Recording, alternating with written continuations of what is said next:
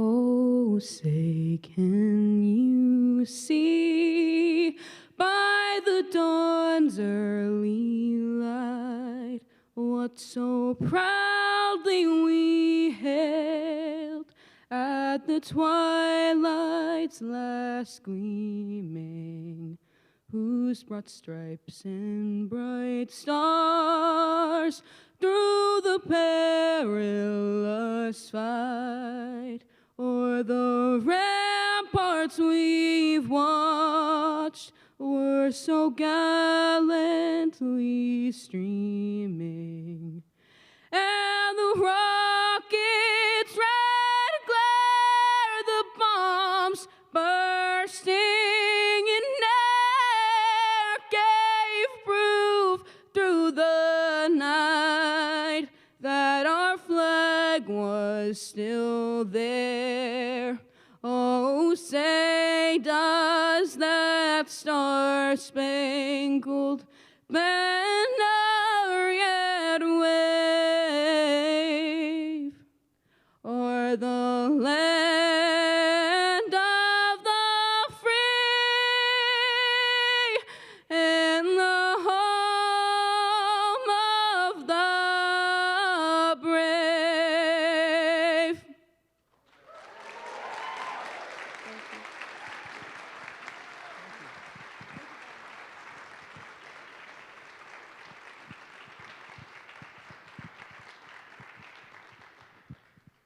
And now the Pledge of Allegiance. I pledge allegiance to the flag of the United States of America and to the republic for which it stands, one nation, under God, indivisible, with liberty and justice for all.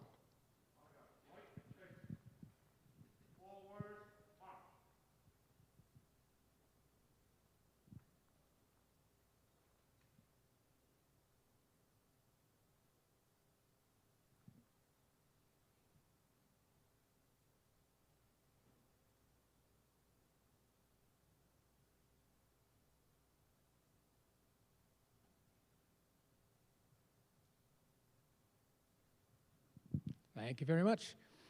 And now, if I could have all newly elected or re-elected town meeting members rise for the oath of office. Please raise your hand and repeat after me. I solemnly swear that I will faithfully and impartially discharge and perform all the duties incumbent on me as a town meeting member, according to the best of my ability and understanding, agreeably to the Constitution and laws of the Commonwealth of Massachusetts, and to the Charter and bylaws of the town of Reading. So help me God. Congratulations and welcome to town meeting.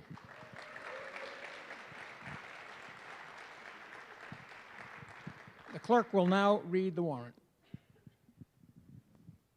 To any of the constables of the town of Reading, greetings. In the name of the Commonwealth of Massachusetts, you are hereby required to notify and warn the inhabitants of the town of Reading, qualified to vote in the local elections and town affairs, to meet in the following place designated by the 8 precincts in said town, namely,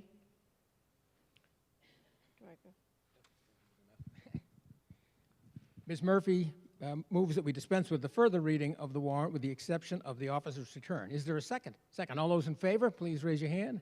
Those opposed, the motion carries. by the virtue of this warrant, I, Laura A. Jem, on March 20th, 2026, notified and warned the inhabitants of the town of Reading qualified to vote on the town affairs to meet in the place and time specified by posting attested copies of the town meeting warrant in the following public places within the town of Reading. Precinct 1, Warren Killam School. Precinct 2, Reading Police Station. Precinct 3, Reading Memorial Light Department. Precinct 4, Joshua Eaton School. Precinct 5, Reading Public Library. Precinct 6, Barrows School. Precinct 7, Birch Meadows School. Precinct 8, Wood End School, and Town Hall. The date of the posting being not less than 14 days prior to April 7th, 2026, and the date set by the town meeting in this warrant. Thank you very much. Traditionally, at the beginning of the annual meeting, I usually go through some of the basic rules of town meetings, especially for the new people. First, if you wish to speak on a particular motion, please line up behind one of the 2 microphones, and the chair will call on speakers in that order, swapping back and forth.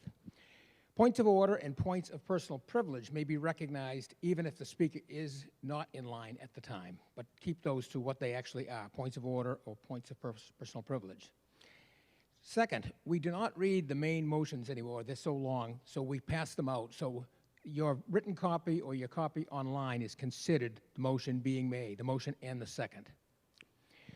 We assume that the printed motion is the motion that is made and seconded unless there has been a change. In that case, the body must be informed. Keep in mind all other motions, such as amendments, must be presented to the body. We will put the proposed amendments up on the screen so all can see it. Keep in mind it is the responsibility of the town meeting member who's making the proposed amendment to craft the wording. Before speaking, please state your name and precinct.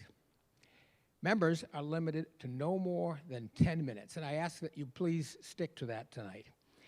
The moderator will call on people in the order that they line up, alternating sides, as I said, taking those who have not yet spoken first. Please keep in mind all members have a chance to have to have a chance to speak before we take repeat speakers. Non-members may also speak, but only after members have first had the opportunity to do so. Non-member proponents of a motion may speak with the permission of the body. Remember to try to stay away from personal attacks, or for that matter, for the most part, personal references. We are here to discuss issues and not personalities. Keep in mind, these are our neighbors, and we're all trying to do what's best for the town. After debate has proceeded for a while, we may have someone move the previous question, or simply move the question. This is a call to end debate. That motion itself is non-debatable, and we will proceed directly to the issue of stopping debate, and it requires a 2/3 vote. The moderator will not recognize that motion from a person who has just spoken. In other words, if you want to move the question and stop debate, that must be the only reason that you have risen. Amendments. We may have people offer amendments to motions on the floor. If a motion for an amendment is deemed to be within the scope and accepted, we move directly to debate on that proposed amendment. Once disposed of, up or down, we return to the debate on the main question, either as it was or as it's been amended. Other proposed amendments may be entertained as well. Again, I emphasize it is the responsibility of the town meeting member who proposes the amendment to craft the wording. It is not up to the body or any other board to do so. We need the exact wording before we proceed to debate and a vote. I emphasize that town meeting members must be sitting in the lower portion of the hall if they want to be recognized as town meeting members and have their votes counted. I remind counters to keep that in mind when tallying votes. A rush of members to find seats just before a vote is to be taken is very confusing to the tellers. Again, if you are a town meeting member, please sit in the front section or you will not be recognized or your vote counted. Let's see. There's often confusion with two particular motions, indefinite postponement and tabling. Let me give you a brief explanation of the difference. Indefinite postponement is a motion asking that the body not vote on a particular motion during the life of this town meeting. Although it is thought of not so much as a vote against a particular issue, but rather a postponement, the result is the same. Voting in favor of indefinite postponement has the same result as voting against the main motion. If indefinite postponement carries, the main motion is defeated. A motion to indefinitely postpone is debatable. Tabling is used for another purpose altogether. Tabling temporarily puts a motion aside. It can be brought up again by anyone moving to take it from the table at any time before the final adjournment of this meeting. That motion is not debatable, although the chair will allow a brief explanation as to why the motion to table has been made. Adjournment. There are two types of adjournment. At the end of an evening, we adjourn to a time certain. Tonight, for instance, when we are done for the evening, we will adjourn until Thursday. When we are done with the business of town meeting, we adjourn sine die, which translates to without day. In other words, the meeting is complete. Finally, I'd like to explain how things are likely to proceed over the next few hours and next few days. Tonight, we will begin with Article 2 of the annual warrant. Article 1 was the election, which has already taken place. And we will proceed as far as we can. I do expect that immediately after business under after Article 9, we will probably lay Article 10 on the table, which is the operating budget for 2027. And then if we have time, we may go on from there. On Thursday, we will begin work on the annual budget and continue until we have approved it. We handle debate on the budget a little differently than we do for other articles, and I'll explain that on Thursday. Next Monday, after the budget is complete, we will continue wherever we left off on the annual warrant. If necessary, we will then continue to the following Thursday. I believe we are now ready. Before we start, though, the town manager has a quick quick announcement. Oop, we're not on. Are we on? We're on. Good evening. Thank you, Mr. Moderator. So just really briefly, I wanted to let folks know that there is an event on the Common this weekend. It's a cultural event sponsored by the Reading Public Schools from 10 a.m. to noon. It's a celebration of singing and dancing with the Wampanoag Nation. It's family friendly. It's a cultural event. All are welcome. Please bring a blanket or a chair. For more information, you can visit our Facebook page, which is thrilling and exciting, and I invite you all to visit our Facebook page for those of you who use social media, and it's also on our website. Thank you very much. Thank you.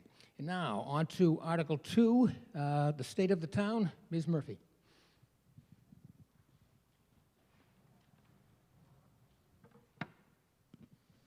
Good evening, everyone.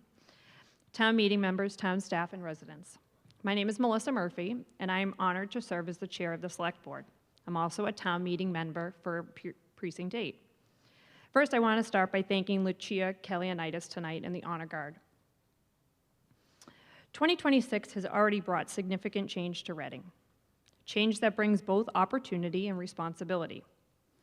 I'd like to start by asking for a round of applause for our new town manager, Jane Wellman.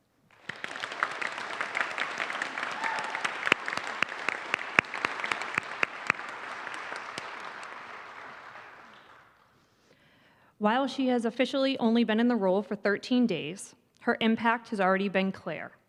Jane has brought strong leadership, improved communication, and a steady, thoughtful approach to navigating the many complex projects and priorities facing our town.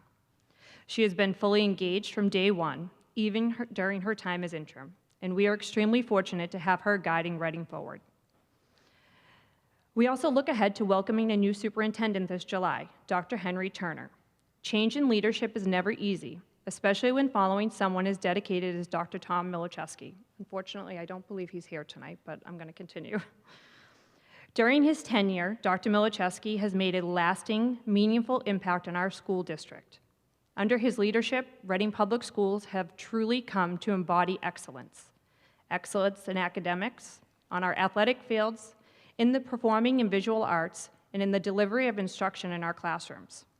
He has helped redefine what academic excellence looks like in Reading, with a strong focus on rigor, high expectations, and continuous improvement. Dr. Milichewski has played a key role in advancing Killam School Building Project and driving district progress, including improved MCAS performance, full-day kindergarten funding, and adding critical student support positions. In addition, he helped bring the high school Pathways program to Reading, expanding real-world, career-focused learning opportunities in fields such as advanced manufacturing, healthcare, computer science, and clean energy. His leadership has been defined by a deep commitment to students, families, and the overall excellence of Reading Public Schools. And just as importantly, he has led with humility, always shining the spotlight on others and never seeking it for himself. I would also like to take a moment to ask for a round of applause for Dr. Milichewski and to thank him for his outstanding service to the Reading community.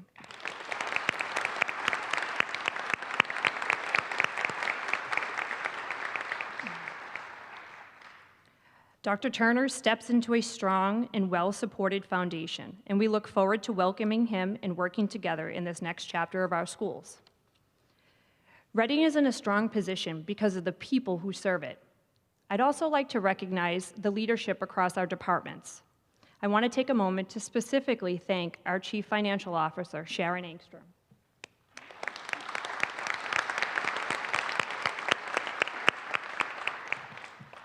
Her work often happens behind the scenes, but it is critical to everything we do. Because of Sharon and her team, Reading continues to maintain financial stability, thoughtful budgeting, and long-term planning in an increasingly challenging fiscal environment. Over the past year, our community has accomplished a great deal. 2 major building projects are under budget. We broke ground on new pickleball courts with grant funding and a generous donation from the Reading Pickleball Players Association. We also renewed our contract with RCTV with unanimous select board support, and they welcomed a new executive director, Deirdre Morales. Residents and town leadership came together in a meaningful way to advocate for our community regarding the MBTA Turnback project. In March, the Reading Fire Department deployed Zoll Xenix cardiac monitors across all apparatus, becoming the first fire-based advanced life support service in New England to do so, enhancing real-time cardiac care. The Reading Police Department earned accreditation for the 4th time through the Massachusetts Police Accreditation Commission. We also recognized Deputy Chief Christine Amendola for 20 years of service and Chief David Clark for 31 years of service. Thank you both.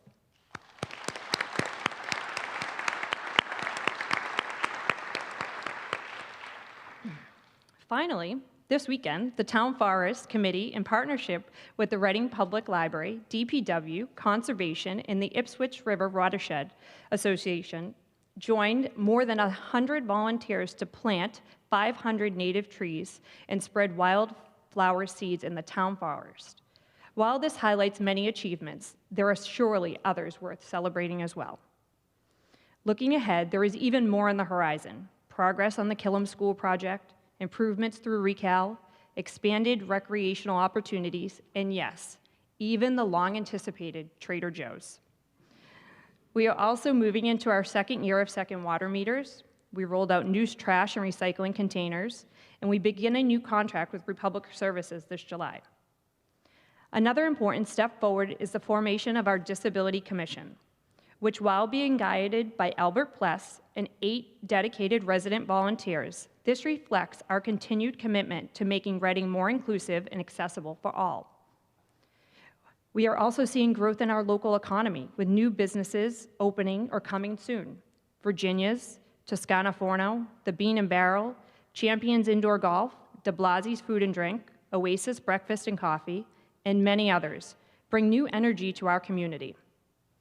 At the same time, like many municipalities, Reading is facing financial pressures from rising costs and uncertainty, and state and federal funding.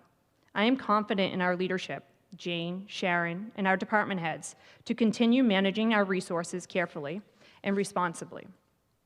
While we know conversations about a potential override are on the horizon for FY28, I am confident those discussions will be grounded in transparency, data, and the long-term need for our community.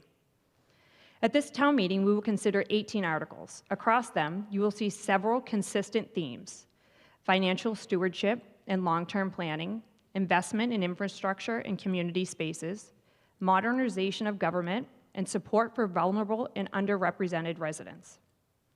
Articles 5, 7, and 10 reflect our continued commitment to responsible financial management, meeting today's needs while planning for tomorrow's obligations. Article 13, the Community Preservation Act, asks town meeting to consider whether this question should be placed on the ballot. But the central issue is whether now is the right time to do so. CPA is a valuable tool that enables communities to invest in open space preservation, affordable housing, and recreational and historic resources. However, adopting it is also represents a long-term financial commitment for residents. Given current economic conditions and competing priorities, it is worth carefully considering whether advancing CPA at this moment is the most responsible course. Article 14 proposes creating 2 stabilization funds, one for the school department and one for the recreation department, to support adaptive programming, including unified sports and therapeutic recreation. By dedicating revenue from the Burbank Ice Arena rentals, the town establishes a sustainable funding source. This approach ensures these programs are not subject to shifting annual budget priorities, but instead remain protected, stable, and positioned to grow over time. Finally, Article 15 and 16 demonstrate our continued investment in infrastructure, from recreational facilities to critical public works systems that support our daily lives. As town meeting members, we have an important responsibility. We are here to represent the voices of our neighbors, not just our own perspectives, and to make decisions that reflect the needs, values, and priorities of the entire community. Thank you for your time, your service, and your commitment to Reading.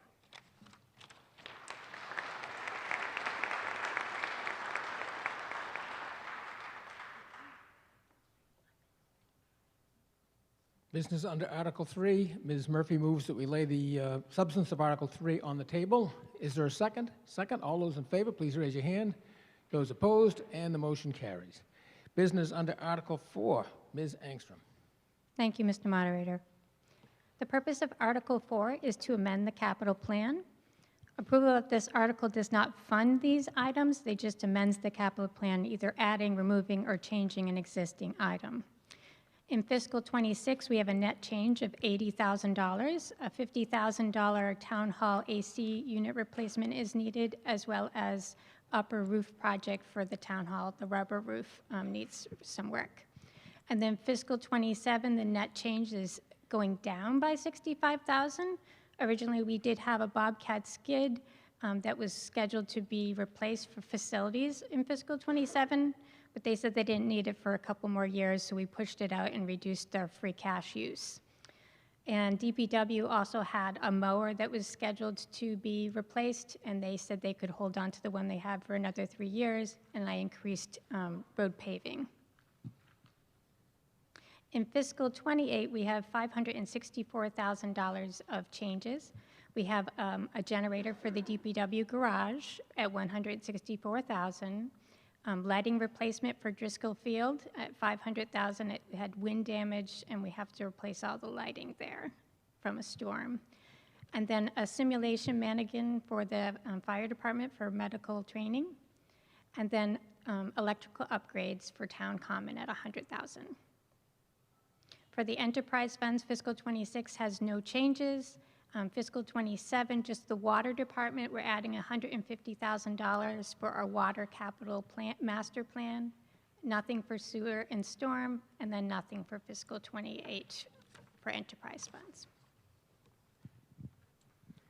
FinCom report, Mr. McDonough.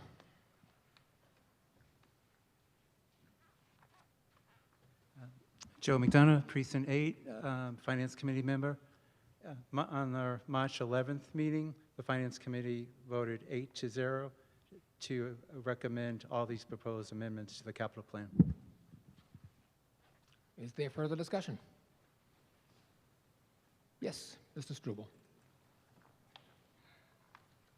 Thank you, Mr. Moderator. Jeff Struble, Precinct 7. I'm probably rising as a matter of personal privilege here, but I'm just absolutely curious. Why does a fire simulation mannequin for training in fiscal year 28 cost $300,000?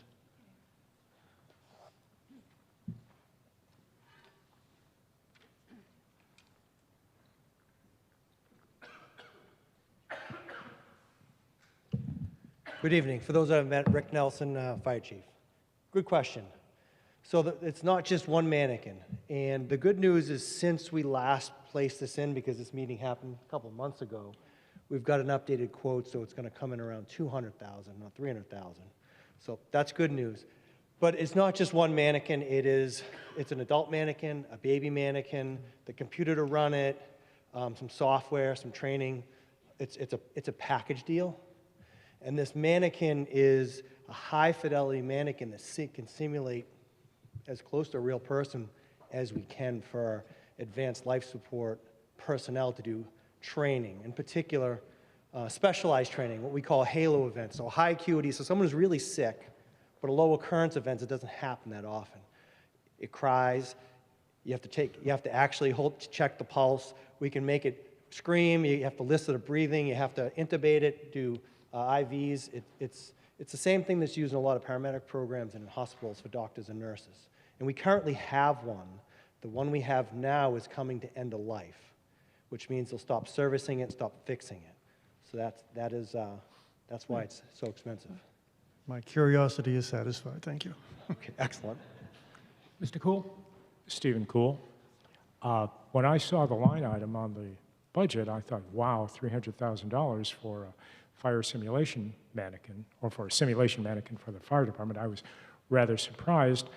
It prompted me to do a little digging and then to chat with Chief Nelson. We had a good talk about it, and I think they're really on the right track. Let's keep in mind that Reading Fire Department is really a gem amongst all of the fire departments in the area. Well-trained people, and they do great things with the equipment they have, and I'm confident that the chief is making a good choice here. And he explained that the $300,000 was, as I'm calling it, just a placeholder for the budget while they were awaiting quotations and such. So personally, I support his efforts here. Ms. Binder? Thank you. Angela Binder, Precinct 5. I have a question about the $500,000 for the field lighting replacement. At a Recreation Committee meeting, I think, in the fall, there was discussion about whether insurance would be paying for some of that. And it's also under the Birch Meadow Master Plan. And it's not, I don't think it's really part of Birch Meadow Master Plan Phase 2. It really seems to be because they were down by the storm. So it does look like it's like Phase 2A, Birch Meadow Master Plan, when it wasn't there, but it's a replacement. But is insurance paying for any of it? That's a great question. Thank you very much, Ms. Binda. Insurance is paying a little bit. I think it's $25,000. So, yeah. That was all that they would pay for all the damage. It's not, they're not insured for, that's not the coverage that you can get for a telephone pole that stands out in the storm. So we did put that in. I'm just referring to my operations team. Yeah, $25,000 total or per pole? Wow. That's a total, yeah. Okay. So that was unfortunate. When we had a highly convective storm, this is part of what drives our property and casualty insurance costs, and it took out, I think, 3 or 4 poles on a overnight, like a Friday to Saturday. And so I was in town, I went by and looked, and our emergency services cordoned off the area, but then we did, our recreation director, administrator rather, Jim Sullivan, worked with RMLD to evaluate the state of the poles themselves that hadn't come down, but were still had, electrical connection. And because they had padding around the base of the poles, they rotted. the base of the poles. So it had been there for a long, long, long time, undetected. So RMLD made a decision to pull those poles down too. So Okay, so do you consider it part of Birch Meadow? Or it doesn't really matter, it's just a technicality? They'll all be replaced and, you want to? it's just something that needs to be done now, so they're all just going to be, It's nicer. added to, I think, FY28, right? and it's called Phase 2A, Right. Fiscal Field Lighting under the Birch Meadow Master Plan. And I don't think that's where they were, but it needed to get That's moved up, right? That's correct. Yeah, They okay. need to be replaced because it's a heavily used field. Yep. And there's lots of sports out there, and particularly, I think, girls softball, is that correct? Yes, it's a Look, softball field. Yeah, So it just got moved up in the master plan because of the damage. yeah, because of in the capital plan, because of the damage. So, that's the need right now. Okay, thank you. Thank you very much. Further discussion? Yes. Hello, Sarah Brucolacchio, Precinct 4. I'm also on the CPA Study Committee. And this is a great time for me to point out that replacing field lighting is something that would come under CPA funding, as well as replacing a roof on a historic building, which Town Hall is a historic building. So that's $530,000 right there. Ms. Herrick?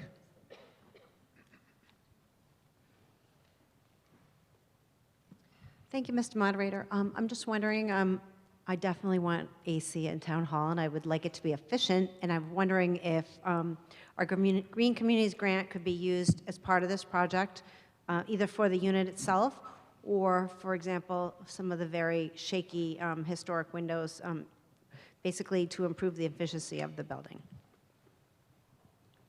Ms. Wellman? Thank you, Mr. Moderator. That's a great question, Ms. Herrick. I'm going to defer to our Community Development Director, who partly wasn't planning to answer that question tonight.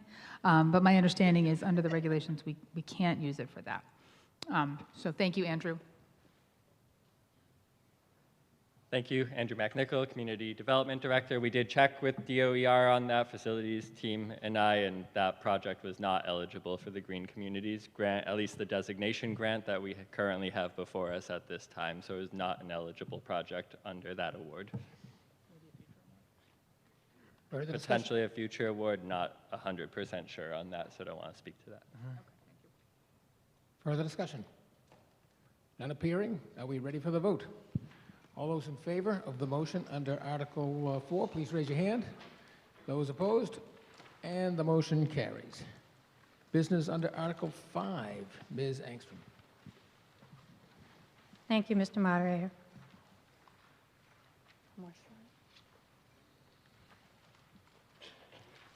The purpose of this article is to amend the fiscal 26 budget. The first section, we have adds of $551,000 under the area of benefits. Health insurance continues to be a challenge. As of January 1, our MedX, which is our supplemental plan for our retirees, went up 10.83%, and we had enrollment up over the prior year 2.12%.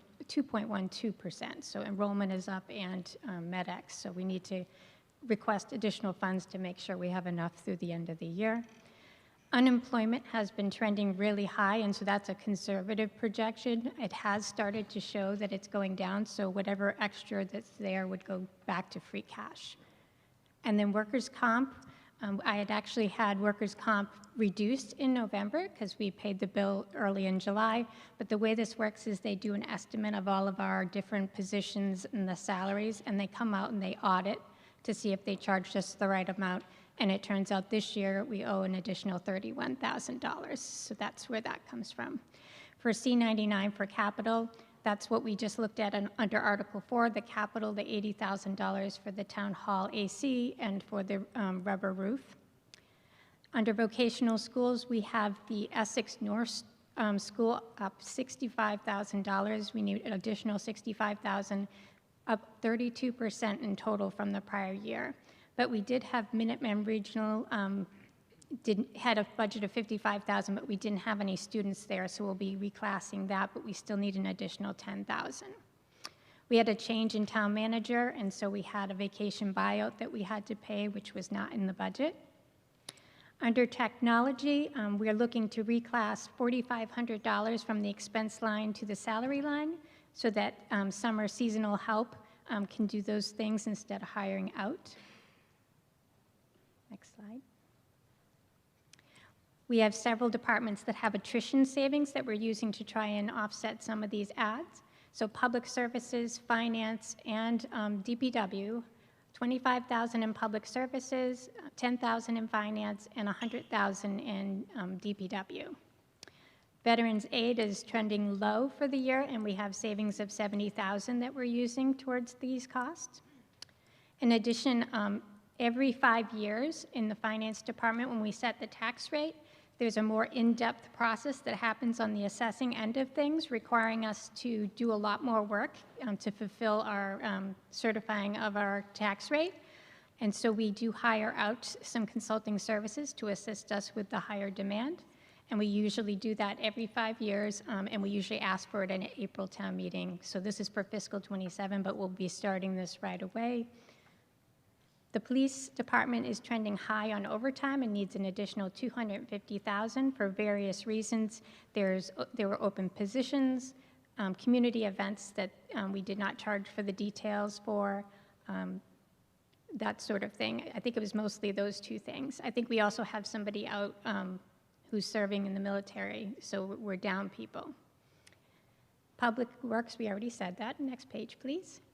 Snow and ice was a particularly rough year for us, and we need $900,000 to clear our deficit. Street lighting has a $20,000 surplus that we'll use towards the total. The net effect is $1.686 million of free cash. Thank you. FinCom report, Mr. Carnahan.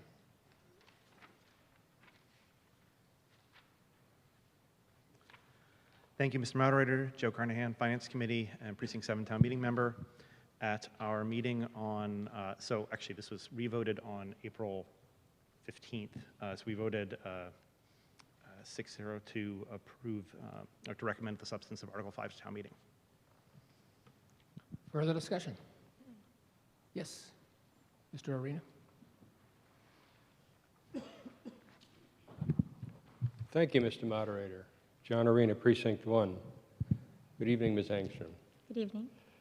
A couple of questions. The 400 up on the health insurance, that's I'm guessing a surprise. We had some smaller increase budgeted, and this is on top of that. Do you happen to know what the total increase year on year with this 10% added? In terms of the total? Yeah. Well, the increase for the year was, for our regular plan, was 14% in fiscal 26, but MedX is on a different timeline, so they're January 1, and that goes up another 10.83. So at November town meeting, I would have made sure we were at the 14% above last year's actual, and then there's no way to know until January what we're looking at for MedX. I've always focused on Maya, but this is MedX, it's a different animal. So they're both Maya, but they're different plans, and they're different timelines. So this was a real surprise when it popped up. I think health insurance has been quite a surprise, all of a sudden going to double-digit growth. In E99, you make the point of saying no students at Minuteman Regional. Is the 65K with Essex North holding headcount flat? That's a true price increase? I think it's increased enrollment at Essex North. Increased enrollment. Okay, it's the language is silent on the increase. Jumping down to H92, Veterans Aid, a decrease of 70. Do you see that trend line continuing, or is it naturally volatile and this is just a low year? It's been trending downward for many years. I'm not sure why. I don't know if we're not reaching the people who we could be servicing with it, or if people are moving out of Reading, or people passing away that collect it. But it is trending downward, and it's every year for the last at least 5 or 6 years I've seen it coming down. You know, I'm very sensitive to veterans, but if this is a continuing trend, it's probably wise to maybe reset it in the budget rather than announce it at town meeting. And police OT of $250K, the increase, is that trend line likely to continue as well? Are those events that are likely to reoccur that drove that OT? So the community events is something that when we were under Fidel, he had told the chief, you know, I don't want you charging out these community events for the details. We'll find the money. And so that piece of it has never really been part of our budget. We kind of we hadn't been increasing the overtime enough to actually cover that. In addition, when you have people out, whether it's on reserve service or you have open positions, it trends the overtime up. I mean, it's a good philosophical discussion. Ms. Wellman? Thank you, Mr. Moderator. Mr. Arena, I do want to invite the police chief to come up. I know he has some comments prepared to answer that question thank for you with a little bit more granularity. Thank you. Thank you. Chief Clark? Thank you. Mr. Arena, so we were down 3 public safety dispatchers and 3 police officers, and we had a 4th officer that got activated by the National Guard. He's been out since July, and we're not anticipating him coming back until December 31st, 2026 at the earliest. With that, we had a lot of unanticipated overtime. Plus public events that we've been covering for details for years that I've been saying we can't afford, and we said we'd get the money through Fidel. I haven't gotten the money, so I can't do it. And this is no knock on Ms. Engstrom, who is a phenomenal CFO. This is no knock on Finance Committee, who's doing a great job. My salaries have increased. My overtime budget has not increased to match that. And at some point, we were going to be here. I don't think you've seen me in front of you asking for extra money in the past. I've done everything we can to cut where we can. I'm at the point that that's completely unsustainable. We also had a couple other things this year where we had the 2 unions disagreeing, and we had something go to arbitration, and we got stuck in the middle, and we had to make a decision between the supervisors union and the patrol union. We had to make a decision. We thought the supervisors had a better case. Arbitrator didn't see it that way, and then awarded $31,000 towards the patrol union for what's called damages. And there's also some sick leave buyback built into the contract that a previous town manager, not Matt, not Jane, put in the contract that was never funded either. So there was a lot between bodies being down and then emergency call-outs and my overtime budget not matching what I need. I'm probably going to be up here every April vacation, and that's not done. Well, the people being out especially is troubling because you're effectively having people on OT cover regular hours, and that's where the spend comes from. I'm a big fan of fire and police and public safety, so you'll get no complaint from me. I'm just trying to understand if it's something trend line will be out in future years as well. And to be honest with you and everybody in this room, if we're not funded the way we need to be funded, yes, I'm going to be coming back to you every April. Okay. To the philosophical point I raised earlier, if there are entities in town that previously police were providing assignments or coverage, I think it's a reasonable discussion whether the entities should cover that expense themselves, those details. I'm not trying to have that conversation here, but to the degree they were covered by police, it comes out of this budget as opposed to those activities. Ms. Wellman? Thank you, Mr. Moderator. I agree with you, Mr. Arena, and we have communicated that to the various community organizations where we have to provide detail officers. And lastly, my sympathies about snow and ice. This was a terrible year. Thank you. The next in line? Hi, thank you. My name is Vanessa Curry. I'm Precinct 2.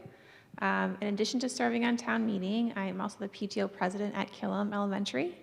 I'm in close ties with the PTO presidents at the other 4 elementary schools in town, and I speak on behalf of all of us as we share the same concern, hence why I'm reading, not speaking to you directly. We know our DPW works extremely hard to clear the snow and make our town safe in the winter. However, it seems they do not have adequate resources to make our schools safe for the students and families who are there every day. This past winter, obviously, was a very challenging winter, but there were multiple injuries at a number of the schools given unsafe walking conditions. In addition, we had parents and families have to step up and come in on weekends and evenings to help shovel and clear pathways for students to walk around, for cars to get safely around the snowbanks for drop-offs.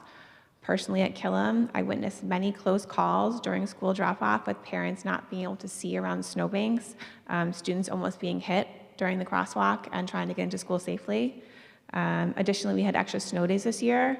The streets were cleared and the sidewalks were not at school. So now we're going an extra week for school in June. You mentioned this cost is to cover gaps from last year, but I would respectfully like to inquire how this substantial amount of money will directly impact our schools and if there will be any dedicated hiring for school sidewalks and school routes. Ms. Wellman? Thank you, Mr. Moderator. That's a great question. We share your concern. So this year was an extreme year for snow and ice. And, you know, I think the most recent year comparable was 2015, when I think I had a hockey stick and a bucket to get my mail. So I completely understand what you're saying. We too are concerned about accessibility from an ADA standpoint. We're concerned about kids and adults being able to access schools. We are working on a couple of things internally. We're working on a shoveling program in a partnership with the school department. That work has started so that we can pair individuals with shovelers. That's really going to focus on things like walkways. I'm going to request that the new Disabilities Commission review a potential bylaw for sidewalk shoveling across the community, to revisit the conversation that was had at town meeting in November and make amendments to bring back to town meeting in November to talk about community-wide access that's not just the downtown, not just the schools, but everywhere. We are responsible for making sure that people can access our public facilities. So that's another thing that will be coming back to this body in November. And there'll be opportunity for public input throughout that process as it goes through the various bodies, including the select board. We cannot afford to hire enough people, nor are there enough people that we could hire with the kind of snowfall that we saw this year, to clear the sidewalks fast enough completely. And I'm looking at my DPW director who's nodding. We are lucky to be able to hire the vendors that we have, for example, Lynch, to clear different zones. It takes most zones in town where there's snow plowing about 2 hours to go once around each area. So it takes a long time just to get the plowing. And then the next night is pushback, or the night after, depending on how long they've been plowing. So I don't want to go down a deep rabbit hole of snow and ice plowing operations. But I am launching a podcast, and we'll talk about it there. But there's a lot of minutia, and our DPW director and his staff and our highway director, Jeff Cummings, really do work very, very hard to make sure that we're trying to meet the needs of the community, and this year was particularly challenging. So I thank you, and I welcome comments like that and that feedback. We certainly don't want anybody being injured. We want everybody to get to school safely and get on the, be able to drive to work safely and visit friends and so forth. So thank you for that, and I'm always open to more feedback. Great, thank you. Thank you. Yes. Nancy Doctor, Pearl Street. Chief, thank you very much for your answer to Mr. Arena. I also had some concerns about $250,000 of overtime. And given your discussion about how this is going to come back, is there any way that you can make available to town meeting a breakdown of overtime? Not necessarily that you have to do tonight, but it would be helpful prior to next April if we could actually see that before tonight, and you don't have to be put on the spot then, because I know you have the data. So is this something that we can access through the police website? Chief Clark? So I anticipated your question, because you always ask me great questions like this, so I had a slide prepared for tonight. To put it on the website, I guess we could, but I did do a breakdown tonight to show you. The issue is, and it's, again, no knock on anybody here, in order for me, we've been given guidance what my budget can increase. For me to increase the overtime to match what we need, I'd be way over. And we've level funded expenses, I've cut expenses, salary is the one thing, and we had an unusual year, 3 dispatches down, 4 police officers gone, the arbitration case. However, we're at the point where this just shows you some of the things we need to do on a normal course of business for us. Court, for example, costs us $21,000 send officers to court. That's out of my control when they get called to court. They get overtime on their days off, or we have to pull them off their schedule to go to court, and we have to backfill for it sometimes. Open shifts for the military activation has cost me $94,000 for that one officer. Backfill for vacation time for officers take off vacation time, floating all the time. Bereavement has been $154,000. Well, I'm not questioning the Yep. cost. I'm just wondering, is there a way that you could give us this information prior to just getting the warrant with that amount? That would be really helpful for us to understand Okay. what $250,000 is for. And I do appreciate the detail. That's actually what I'm looking for. And if, in fact, you know you have to come back next year, this would be really helpful, maybe even for a handout, Okay. even if you don't want to put it on your website. Thank you. No, we can definitely do that. Thank you. Thank you. Ms. O'Neill. Thank you. Mary Ellen O'Neill, Precinct 6. I'm very disappointed in the answer to Ms. Curry's inquiry about school safety during the storm. I think that was very inadequate, and I think it's a very serious issue, and I don't know how to handle that, whether the select board should take a look at it, talking with DPW, how things are prioritized. I mean, it's nice to have the roads clear for sure, but if you have kids stay home and then when they're going to school, it's still unsafe. There was a lot of times when, for instance, access to Parker, that's what I'm familiar with because I live in that neighborhood. The snow was still there and then it iced up and there's no one there to salt and sand it, so it was impassable for a long time. So I think we really need to take this item that came from all the PTOs in the schools very seriously and take a deep dive into this, because the things you mentioned are very positive, but they don't address the priorities of the schools. Thank you. Further discussion? Yes, Mr. Steve Herrick, Precinct 8. I have one question about line G91, and this is, I'm not really objecting to the cost per se, but I'm just trying to understand, it has to do with the vacation payout. Do we not accrue the costs for vacation for employees as it's earned, or do we only accrue that cost when it's actually paid? So on our financial statements, yes, we do accrue it for our financial statements, but for DOR purposes, no. I mean, when we're building our budgets, we do not have extra money built in for that kind of a So all payout. of our, in terms of our budgets, we pay as we go? Yes. Okay, so whenever anybody leaves the town, if they've been here, and can they carry over infinitely for vacation? There's limitations depending on how much they earn every year. So if they get 3 weeks a year, they can carry over 2. Anything 3 or more, they can carry 2. They're at 2 weeks, they can only carry 1.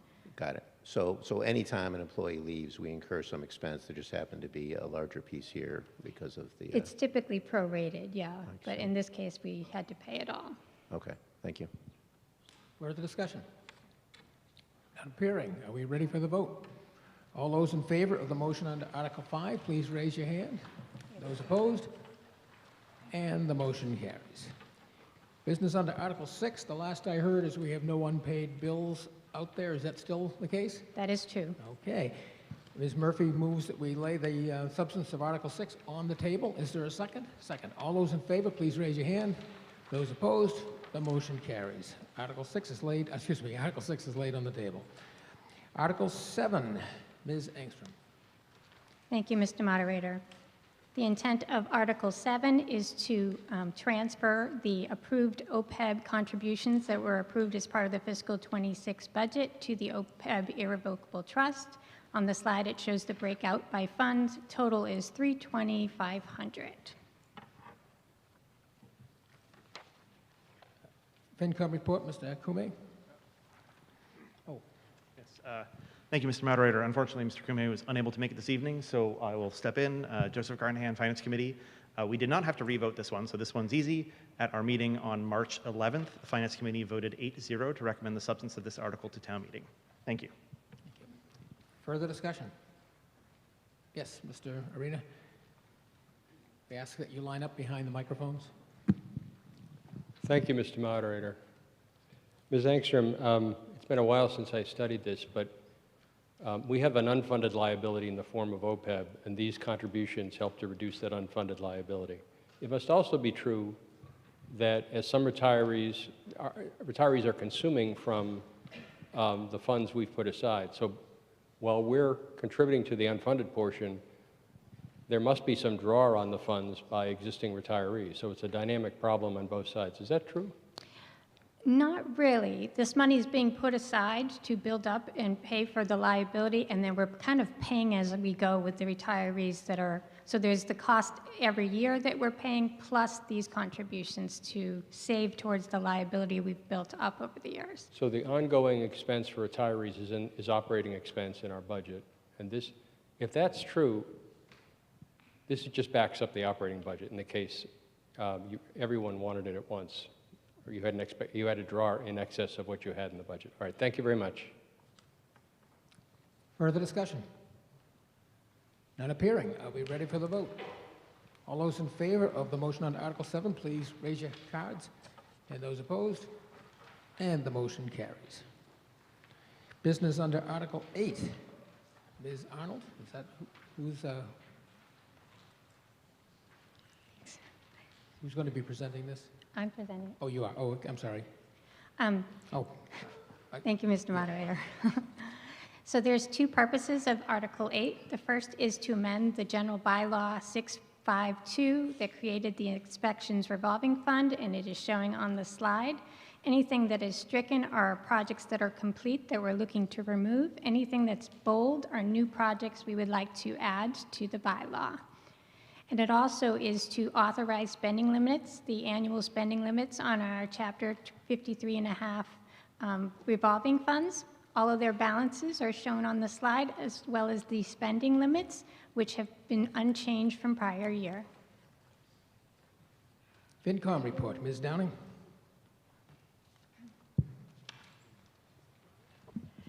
Thank you. At our March 11th, 2026 meeting, the Finance Committee voted 8-0 to recommend this article to town meeting. And Bylaw Committee, Ms. Arnold? I had written your name in the wrong spot. Thank you, Mr. Moderator. Jesse Arnold, Bylaw Committee. On March 19th, the Bylaw Committee voted 5-0 to recommend this article to town meeting. Okay. 0. Further discussion? None appearing. Are we ready for the vote? All those in favor of the motion under Article 8, please raise your hand. And those opposed? The motion carries. Business under Article 9. Ms. Engstrom. Thank you, Mr. Moderator. This is a general housekeeping item. When we were doing some reconciling with our bond counsel of our authorized and unissued debt, our bond counsel had a different number than us, higher by $422,000. Further investigation found that on April 30th, 2015, we had an MWRA grant loan offering, and we had only authorized the bond portion, not the grant portion. So when bond counsel got the article, he noted the problem and asked us to fix it at the next town meeting, which we did. However, when the motion was written, we again authorized the loan portion, which we had already done. So we duplicated the bond portion of the authorization. So approval of this article will rescind the duplicate debt authorization. FinCom report. Mr. Carnahan, I assume?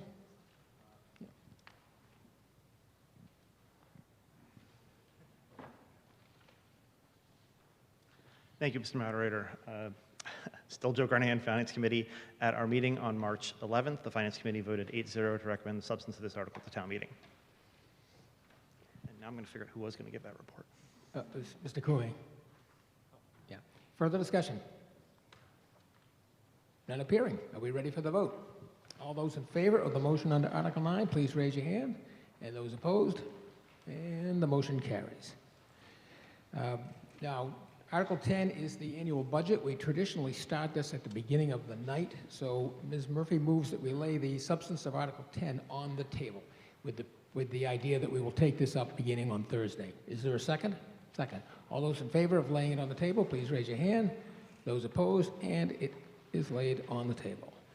Business under Article 11. We'll be talking. Mr. McNichol or Ms. Melman? Okay, we'll start with you. Thank you, Mr. Moderator. Just really briefly, I want to welcome Andrew McNichol to talk about Article 11. This article is the result of a successful grant application. The town was awarded a park grant to use for $100,000 to offset the cost of the pickleball court construction. We did not apply for this grant until after the town meeting had approved the article last year. So it's great news, but the state has some requirements in order for us to accept it. And so Andrew's going to walk everybody through this, this article. Thank you. Ms. McNichol. Thank you, Ms. Wellman. Thank you, Mr. Moderator. Andrew McNichol, Community Development Director. So this park grant was, as the town manager mentioned, for the pickleball courts. There are conditions related to accepting this grant and moving forward with it, and that includes the fact that a lot and the park itself has to be dedicated to outdoor recreation in perpetuity going forward under the state law and project agreements. That parcel must have dedicated parking on site, and there are other conditions as well, such as the state has to review future proposed changes, even if they are outdoor recreation based, approve and look at fee structures as we look to implement that here on this parcel. The way we've designed it is this was approved as a subdivision, so the town engineer and I have worked to establish a lot line over the existing design. This lot line, you can see in red, this was a draft plan shown, but that lot line is virtually established right there to hold parking for the future if necessary. We don't expect that at this time, of course, but we had to maintain the access and the parking. So that lot has been subdivided out so that it in of itself could be voted on here at town meeting tonight to dedicate in perpetuity. That's about it. I'm happy to answer any questions. Okay, first we need a finance report. Mr. Zarrow.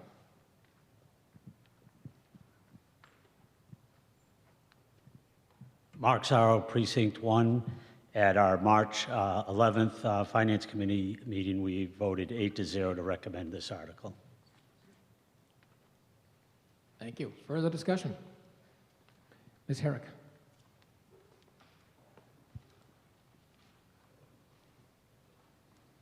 Thank you, Mr. Moderator. Karen Herrick, Precinct 8 in the Select Board. I just wanted to share with this body that the Select Board did have at least 2 in-depth discussions of this article, and we were unanimous in supporting that. It should go forward to town meeting, if that helps. Yes, Mr. Doxer. Thank you, Mr. Moderator. Mark Doxer, Precinct 1. A couple of questions. On the lot line and the parking. So there already is dedicated parking, is that correct, for the pickleball courts? So there is a shared parking agreement moving forward with the Burbank Ice Arena, and this parking at the Recal site is part of shared parking as well. And that's not sufficient for this grant, is that right? The parking had to be within the lot itself in perpetuity, thus the lot line where it is. Okay. And as it's drawn, is that taking away some of the shared spaces? In other words, if you just go to the red line, all those spaces to the right of it, are those now no longer part of the Nope. So the shared parking agreements are all moving forward. This is not regulated as pickleball only parking. It has to be available to the pickleball players, but the plan is to still promote the shared parking with the Burbank Ice Arena. And I don't believe at all this was the intent of Recal only parking with the shared parking. So. Thank you. Yep. You mentioned also there was some input, the state would have input into fees. Do we know what that means? So they take a general guidance look at it from my understanding. What they require and ask is that non-Reading residents don't pay more than 50% than Reading residents do. So for example, if the fee was $10, you could not, for a Reading resident, you could not charge more than $15 for a non-Reading resident. And I believe that fits within best practices that Recreation has used in the past as well. Okay, and does that fit within the plans that we had been considering already? Yes. Yes. Okay, thank you. Ms. Downing. So thank you, Mary Ann Downing, Precinct 4. Andrew, you might have gotten to my question about the non-resident resident differences, because that was something I saw. What about preferences for Reading residents and reservations? Is that allowed, or does it have to be equal access to all who pay? The condition is that it remains generally open to the public. I don't know about the specifics about reservation times and preferences or not. I can get back to you on that. Okay, thank you. Mm-hmm. Further discussion? Yes. Mr. Herrick? Steve Herrick, Precinct 8. So I'm just curious, There are the changes that are being made here. All I see is a line being moved on a slide right now. Are there any other costs that we're incurring to abide by the stipulations of the grant? So it didn't impact any design costs. We've had to work with the vendors on the construction phasing of it because this is a post-July reimbursement. At this time, I don't believe it's added any cost, but we had to phase with the contractors of the pickleball courts appropriately. Okay. My second question is, this is a reimbursement grant, so we're not going to see any of this money show up until after we've paid our contractors, whatever, to do the work. Is there the remotest hint of a possibility that they're going to see through our little scheme here and say, hey, you just moved a line over here to include that parking, and we're somehow going to get disqualified from this? They've seen this plan. The intent is that it's open and available currently, and that if the recal site ever changed, that parking is dedicated to the pickleball, currently pickleball So we're use. confident we're this will good. clear their Yep. muster. Okay, thank you. Further discussion? Yes, Ms. Binda. Angela Binda, Precinct 5. I think Ms. Downing raised a really important question, and getting back to her on the answer really isn't going to work if we're voting on it right now. If there's something that says that we can't give preference to Reading residents for this new facility, that seems really problematic. Like, how do we find out about that?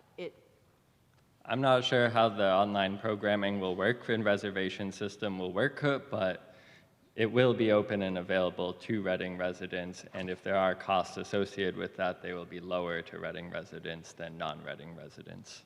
Now, I'm sure it'll be open to Reading residents, but if the town is spending, I know it came in under budget, we appropriated 1.5 million. To build this, we're building it primarily for Reading residents.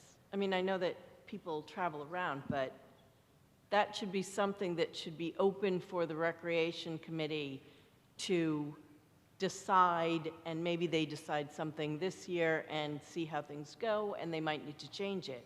But if they don't have the ability to limit it in some way to Reading residents, that is problematic.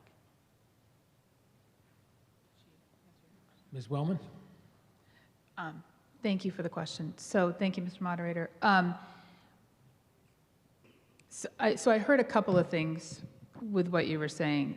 We can't limit it only to Reading residents. And there was no anticipation that it would only be available to Reading residents. If we're going to take state funds, if town meeting would like to accept state funds, it has to be open to the general public. And we already have pickleball players from other communities who reserve courts in Reading, as it is. We will charge a higher fee to non-residents. The stipulation of the grant is that we can't charge more than 50% higher what we charge local residents. So the Recreation Committee and Recreation staff are continuing to work on what that payment plan will be and what that will look like. And we already do court reservation online as it is. But that's not Andrew's purview, and he's not here to speak to that tonight. No, but it could be a very popular facility. Sure. And if, the recreation administrator is watching the reservations and finds out that, hey, 75% of the reservations are from people out of town, that could be problematic. And so there might be a decision by Recreation to say, you know what, it's open to everybody, but we're going to guarantee that 50% of the slots are for Reading residents. Would we be able, that seems really reasonable. Does that not seem reasonable? That, if they were managing this and they realized that, the reservations are going mostly to people from out of town, that they might do something to limit the number of... Yeah, I just don't believe we can further limit the access and from non-Reading residents. And so I would cautiously say that no, we probably cannot discriminate based on where someone might live at. And so if access to the general public is access, the fees are one thing, but you must maintain that fair access across and if you accept the state funds. That's really problematic for me. I mean, it's really problematic that if it were determined, because you can monitor these, you know, who's making the reservations, and if it was determined that, you know, 75% of the people who are coming are from out of town and they're residents who want to use it and they can't, the recreation committee can't do anything on it, this seems like a... I understand. It's Yeah. a number of conditions that come with accepting this grant. Yeah, I was supporting this before, but I don't know that I'm going to be able to do that now. Thank you. Further discussion? None appearing. This requires a 2/3 vote, so you're going to have your first chance to take a stretch. I need 4 counters. Let's see. Mr. Sasso, would you take your left, my right, as well as the Finance Committee? Let's see. Mr. O'Neill, could I ask you to do this, we counting? your side of the center? Mr. Moderator, may I just address, Town Council gave me some information that she found to address Ms. Binda's latest question. Okay. Before you count? Sure. Okay, that's fine. Thank you, Mr. Moderator. I apologize. To your point, the secretary, in the law, the secretary can approve or deny systems that limit access. So if we have a system, we can, to limit access for preferential treatment for residents, it would go to the secretary for approval. So we, Secretary of EOEA, what'd you, EEA? EEA. What did you say? Please. Ms. Freed? Thank you. Sorry. So I have Ivrea Freed, Town Council. So I have not spoken with EEA about the park grant, so I can't speak definitively, but the regulations that govern the park grant program have a provision that reads, discrimination on the basis of residence, including preferential reservation, membership, or annual permit systems, or users' fees, is prohibited on the project site. The secretary will approve or deny all proposed fee or access limiting systems. Waivers will not be granted which are inconsistent with the Federal Land and Water Conservation Fund Act. So I don't know how much flexibility there is there or how rigidly the EEA program, the EEA Park Grant Program reads into these regulations. Okay, and this is $100,000 that we hadn't been, that we did, it didn't, $1.5 million was appropriated, it came in at 1.1 million, right? Is that correct? About that, something like that. And then $100,000 from the rec fund, you know, went to it. And the Reading PPA, the pickleball players, gave us what, $225,000. 225. So the town's money will be under $1 million. Correct, yeah, and we also used reserves from Burbank rent payments for another $200,000 to Right, offset. okay. Yeah. So the debt is actually 800, so, you know, so it's, so even if we pass up this $100,000, we're fine. We're much better off than we thought we were, than we anticipated, because we allowed 1.5 million. And we did, it's much lower than that. We can pay for this project and still come in on time and under budget if town meeting does not want to accept the $100,000 grant. At the time that we applied for this grant, we did not know that there were these certain limitations. Yeah. But I do not feel that staff is in a position to say, gee, we don't need $100,000. So I'm going to bring it to town meeting, and that's why. So, yep. Okay, thank you. Okay, where did I leave off? Mr. Struble, could I ask you to do the your side of the middle? And Mr. Pacino, I guess, could you also include the select board in your count? All right, all those in favor of this motion, please rise. John, he asked me to do it.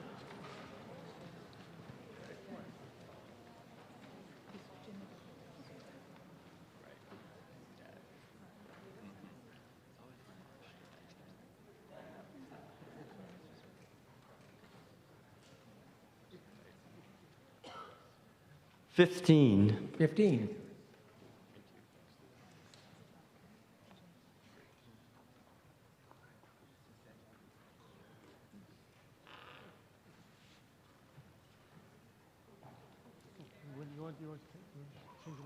$46. 46. 25. Excuse me? 25. 25, okay. 26. 26, okay. And those opposed, please rise.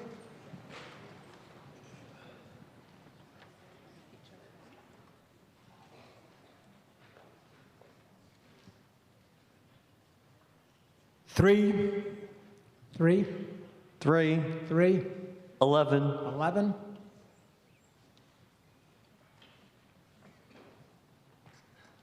14. 14. The vote being 112 in the affirmative and 31 in the negative, the motion carries. Business under Article 12. Ms. Wellman. Thank you, Mr. Moderator. Okay.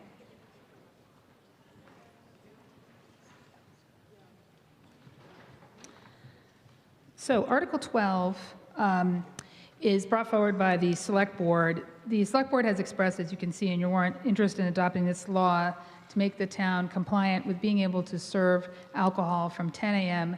to noon on Sundays, the last Monday in May. I believe some of you are familiar with that holiday.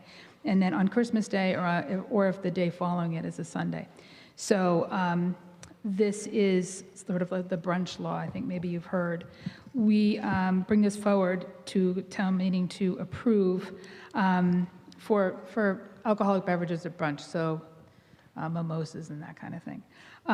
It's important for town meeting to understand that if this is approved tonight, it does not just go into effect for all restaurants that wish to serve alcoholic beverages from 10 a.m. to noon. They still have to come before the Select Board and have their liquor license approved for that alteration. Thank you, Mr. Moderator. Okay, bylaw committee report, Ms. Arnold.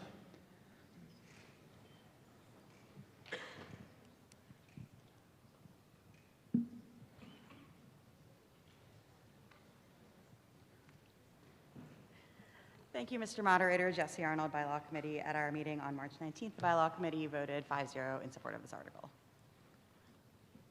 Okay, is there further discussion? Mr. Arena.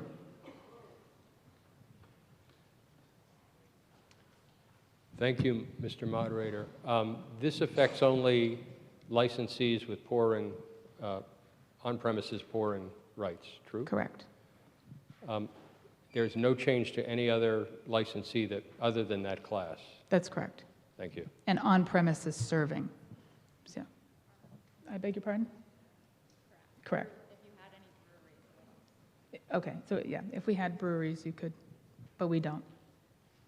But if one wants to open, I'm just saying. There was, okay. There's a distillery. There's at least one brewery that came before the CPDC last year. I'm not sure if it ever came to fruition, over at Walkersburg Drive. Was it a brewery or a distillery? It was whiskey and... Distillery. Distillery. Would that apply to that, for example? I think it would.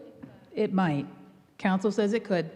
But they would, again, have to come before the Select Board to amend their license. Thank you. There. Mr. Bruce? Thank you, Mr. Moderator. Doug Bruce, Precinct 3. I'd like a little clarification on the last Monday in May, because you could have 5 Mondays in May and it wouldn't be Memorial Day. I did not write this law.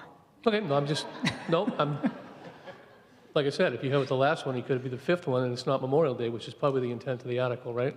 I think that's true, but I think that is the intention, is So do we have to Memorial Day. Do we have to change that to Memorial Day, or?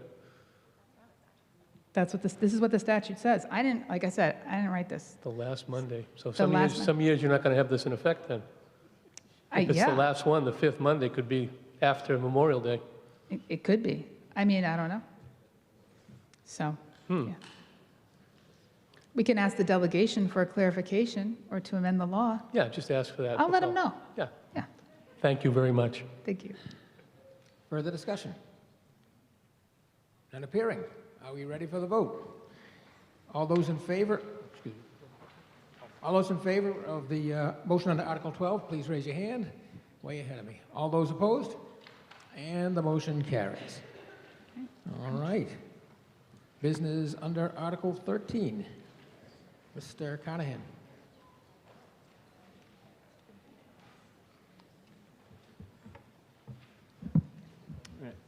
Better get comfortable. Thank you, Mr. Moderator. So I consider bringing two hats so I could demonstrate that I'm switching hats here. I am speaking to you tonight as the chair of the Community Preservation Act Study Committee. So I happen to be the Finance Committee's representative to the CPA Study Committee, which is how come you're seeing so much of me tonight. So actually, I should probably, just to the point where I should probably ask for permission to speak more than 10 minutes. Is there an objection? Not appearing? How long do you think you will be? Rough guess? I mean, I don't know how many questions I'm going to have to ask. Okay. I don't expect the presentation to take that long. Okay, but... continue then, yeah. All right, thank you. All right, so what is the Community Preservation Act?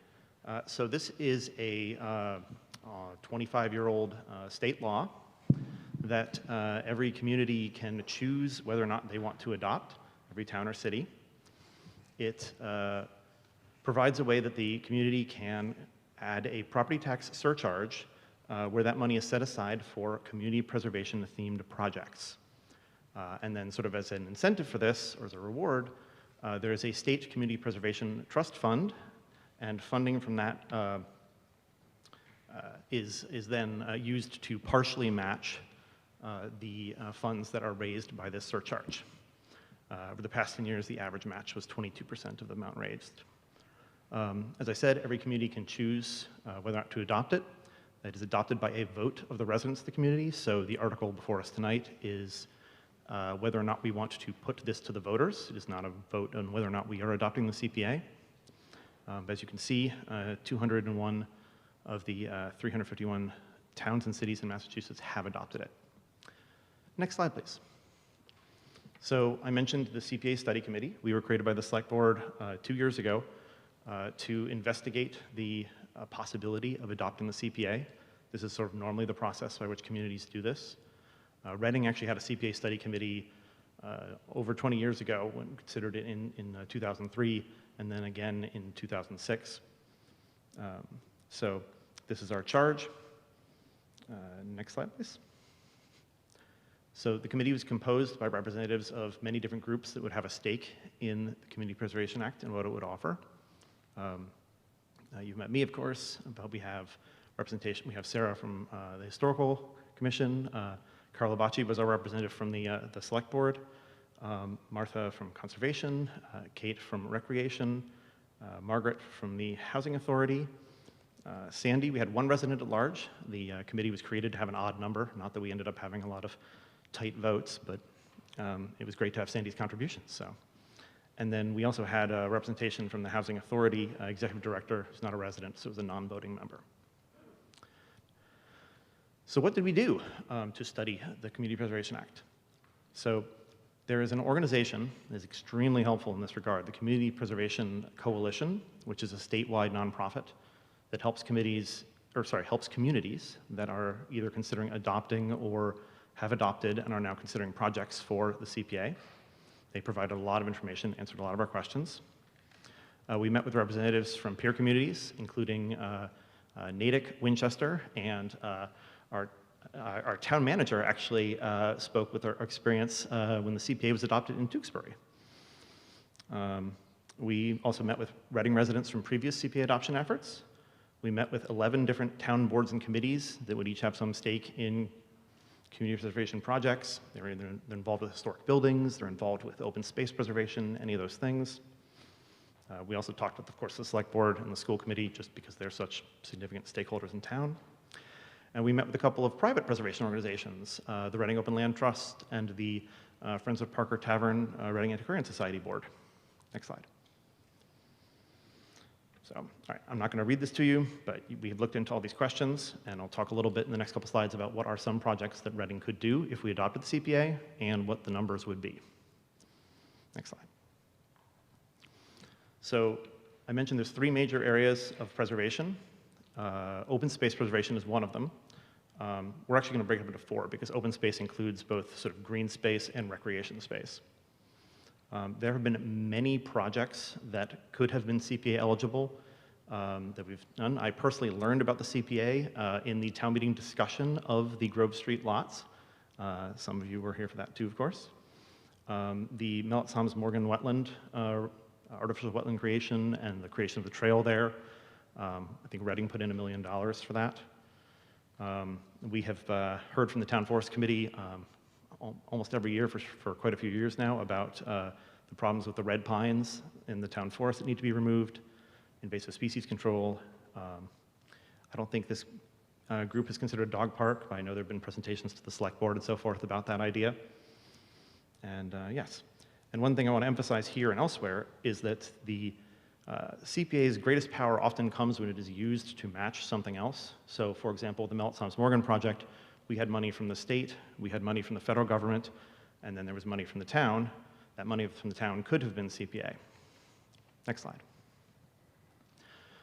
Recreation. This is the biggest area where Reading currently spends on projects that would be CPA eligible. This is the Birch Meadow projects. We regularly update our playgrounds, add accessibility improvements. There have been several, much like the dog park, it's not come to this body, but there have been conversations on social media and elsewhere about the possibility of a splash pad. And we certainly have talked about pickleball courts in here as an outdoor recreation activity that could be supported by the CPA. One interesting matching idea brought up here is that the sports community in Reading raises and contributes a tremendous amount to create and maintain the recreation facilities that our residents enjoy. And so the CPA could provide an opportunity to match that and help support those fundraising efforts. Next slide. Historic preservation. One thing that many of us love about Reading is it's, going on 400 years of history. And the town owns a number of buildings that are under historic preservation restrictions and are eligible so that projects to maintain and rehabilitate these buildings would be eligible for CPA funding. It is also possible to spend CPA funds on the public aspects of privately owned property. So like Townsville, for example, renovate a church tower that's in the middle of town because yes, it is privately owned by the church, but everyone in the town appreciates the historic presence of the church on the common and its bell tower and so forth. This is another area where there are state grants that match 100%, like 1-to-1 for any money that we would raise for these kinds of projects.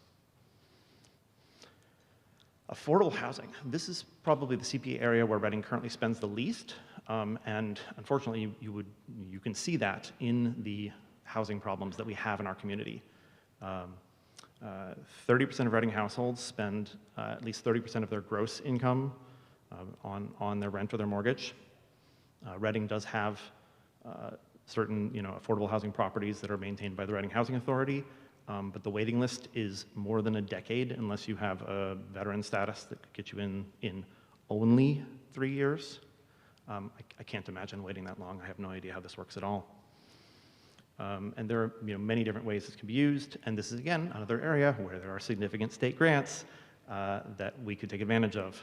Often, in fact, for these kind of programs, it's often the greatest multiplier. You'll have a much smaller portion than 50% that the town pays.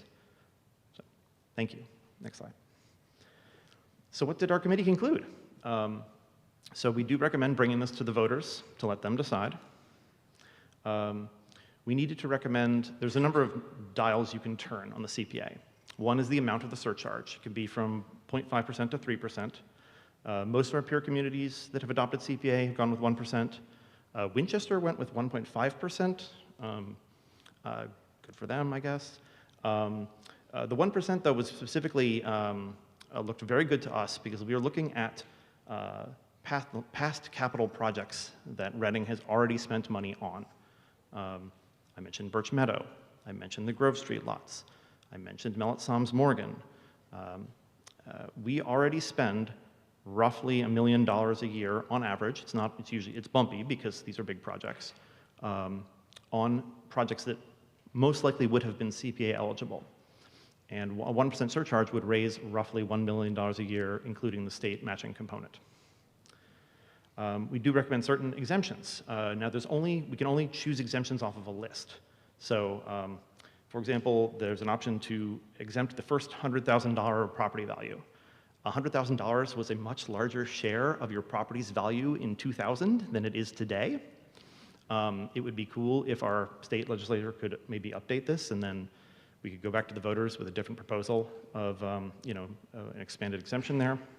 But this is what we've got here. We pretty much, checked all the boxes in terms of exemptions. All commercial industrial properties, all low-income residents, all low and medium income seniors. Next slide. So, yes, the numbers. This is the part I got to do myself as the Finance Committee representative. So, how much money would we raise? I mentioned that a 1% surcharge. So this is based on the, Victor's not here. Our town assessor was sitting right in front of us earlier this evening. He was very helpful to me, provided me with spreadsheets of the actual property values so that we could compute what the actual money would be raised with a 1% surcharge, with the 2026 tax rate. I actually added to that because this year, in fiscal year 2026, we are not yet paying for Killam and Recal, so I added the projected impact of that. And then, again, included the exemption for the first $100,000 of property value. And next slide.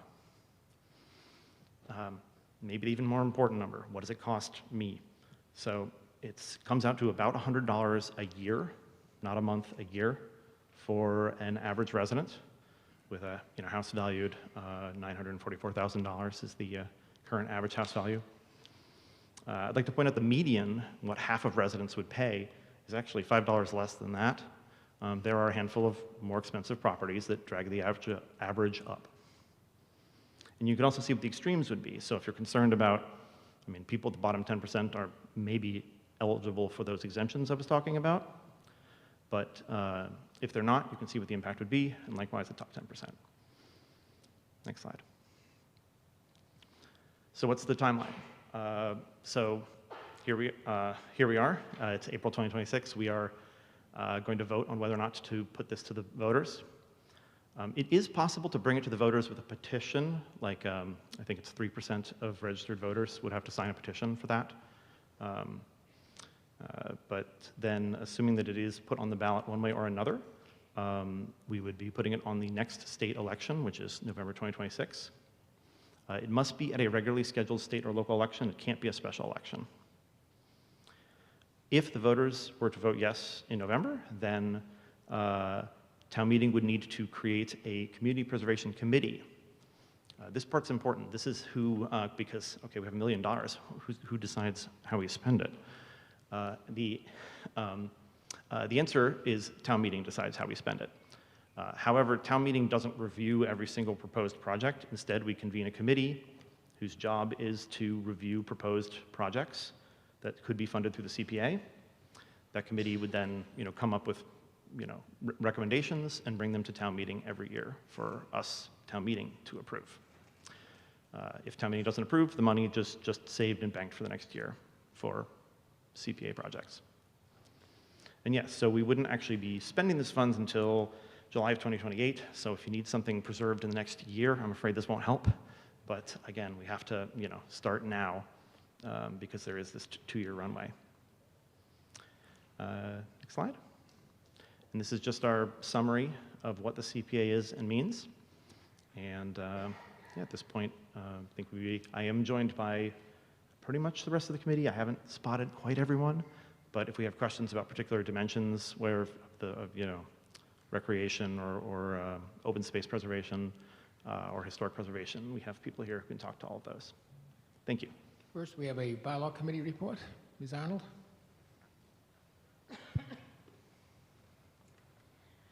Thank you, Mr. Moderator. Jesse Arnold, Bylaw Committee. On March 19th, the Bylaw Committee voted 5-0 to recommend this article to town meeting. Okay, and FinCom report. Ms. Sisson? Emily Sisson, FinCom Precinct 2. At our meeting on March 11th, FinCom voted 7-1 to recommend this article to town meeting. Okay, Okay, further discussion. Mr. Cool. I've looked at what I can find on the CPA, read what's online. I think it's very optimistic. Some of the things that are in there, I'll focus on one in particular. It says dog park. Well, as many of you know, I worked solidly for a year and a half trying to get a dog park for Reading. I worked with the select board, with heads of the recreation committee, conservation, worked with many people in town government. The GIS supervisor who knows every square inch of land in Reading. We could not find 20,000 square feet of acceptable room for a dog park. I say acceptable because, for example, the town forest area is not acceptable. It's too far out. You can't send a teenager over there, and you can't get there on foot safely. So we couldn't find 20,000 square feet of acceptable space for a dog park, yet the CPA proposal here lists a dog park, as you see. Some of the other things I think would run up against the same problems we run up against. And those of us who were working on it really sincerely did their best, our best, to find some space, acceptable space. I can't tell you how many times I and other folks went out and looked at parcels and came back, and then we'd find, for some reason, we couldn't use them. I had outside funding, not Reading money, but an outside grant of $275,000 to build a dog park. That's ample money unless you're trying to clear away ledge to make a park. Couldn't do it. So I think we need to be very careful that we're not fooled by optimistic possibilities here. Now, and this 1%, as I understand it, goes on forever. It's not like we're spending a certain amount of money to restore Matera Cabin or restore some conservation land. So we need to be very careful here that we don't run away with this and then find that really the money isn't doing what we would like it to do to benefit a significant number of Reading residents. A dog park, for example, would serve at least about 3,500 of our 10,000 households in Reading. That's how many households have at least one reported dog, and then there are the folks who don't report their dogs. So that's my message. Mr. Pacino. Thank you, Mr. Moderator. Phil Pacino, Precinct 5. I'm not going to vote for this. I want to talk about affordability. Affordability in this country has gotten way out of line. Go to the grocery store. We're all paying more. Go to the gas station. You didn't want to get the reasons behind that. It's more. We're adding a cost. My nephew and his wife can't find a house because it's too expensive. They don't qualify for affordability. I can tell you that right now. And so, therefore, we're just increasing cost to everybody. And that's what this country is doing right now. We're increasing the cost. And this is another example of increasing cost. Therefore, I'm going to vote against this, and I recommend everybody vote against this with me. Thank you. On the other side? Eric Affen, Precinct 4, a member of the Recreation Committee. First of all, I do support the CPA, the proposal. Specifically, I think it's incredibly important that we actually put this in front of the voters, and that's actually what the content of this article is about. While we can certainly debate the merits of the CPA, and we can have vigorous conversation over the next 6 months prior to the next state election, I think it's really important that our town residents get a say on this because it affects them. There's a reason why it's supposed to go to the voters, and that's the part of the process. So I highly encourage us to voting yes so that the voters have a say. Thank you. Over to the side. Hi, thank you, moderator. My name is Maria Salvatelli, Precinct 6. I just have a question for clarification, if you wouldn't mind, for as it pertains to the exclusions, or the exemptions, I should say. How did you come to the conclusion that you would exclude all commercial and industrial properties? Looking at the paperwork that I received, looking at the towns around, they all, if I'm read it correctly, they all included commercial and industrial property to have the surcharge for the same for the residents. I was wondering why you concluded to have it that way. Mr. Carnahan? Thank you, Mr. Moderator. That's a good question. You have correctly observed that what we are this one aspect of what we are proposing is unusual. Most of our peer communities that do adopt the CPA do not exempt commercial property. I think there were many different arguments on this subject, and the one that I find most compelling is the one that when we talk about what we want to preserve in Reading. Reading's downtown is one of the important parts of our community that we want to preserve, and we do not want to do anything that jeopardizes the success of the small businesses there. So, especially considering the relatively small share of Reading's tax base that is commercial. That's another thing here. We're talking about actually, could we go to the slide? We did have a slide where we show what the amount would be with and without residential. There we go.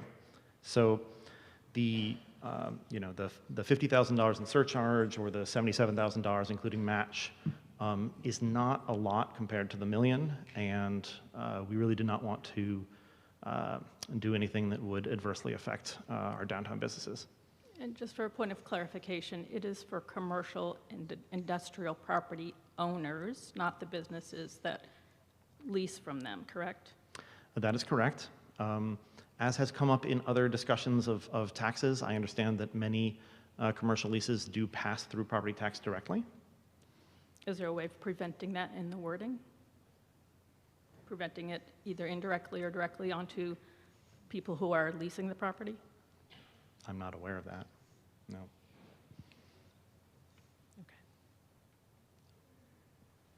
Does the town council want to respond, or no? I mean, town council responded by shaking her head no. Okay, there's no way of doing that. So we're including it, just for clarification, we're including it that is part of the exemption so that we don't hurt the local businesses who are leasing from the property owners. Is that correct? Commercial property owners? That is correct. Okay. That is the intent. Although, actually, if I may elaborate, one thing, the list of exemptions is something that, so the voters aren't going to get multiple choice. When it goes to them in November, if it goes to them in November, then it would be one set of exemptions to consider. This body can debate changing the exemptions if you want to propose. Again, we basically picked all the ones we could. But that is something that's in the scope of this body to decide what we want to put on the ballot. Okay, was there a reason why you just decided to go with all as opposed to precedents where most of the towns in the area or that adopted the CPA decided to go with inclusive as property owners across the board similarly? Mr. Carnahan? Well, I don't have I'm not sure if I have a different response than what I had before, which was that it was indeed about trying to protect local businesses. But I would imagine that other businesses in other towns would also want to be protected. Ms. Woolman has as a comment here. I guess just curious to know where this thought process came from. So thank you, Mr. Moderator. Just to jump in here, no, I can't speak to the CPA committee's thought process to answer that particular question, but council reminded me that the only towns that have adopted a split tax rate are allowed to do a commercial industrial property exemption. So sort of an apples to apples comparison. It's just because another town doesn't have this exemption or didn't choose that, if they don't have a split tax rate, they can't choose it. So just keep that in mind. Okay, thank you. Thank you for the clarification. Ms. Downing? Thank you. Mary Ann Downing, Precinct 4, member of the Finance Committee. And spoiler alert, I was the one who voted against CPA, against recommending it. But I do support CPA.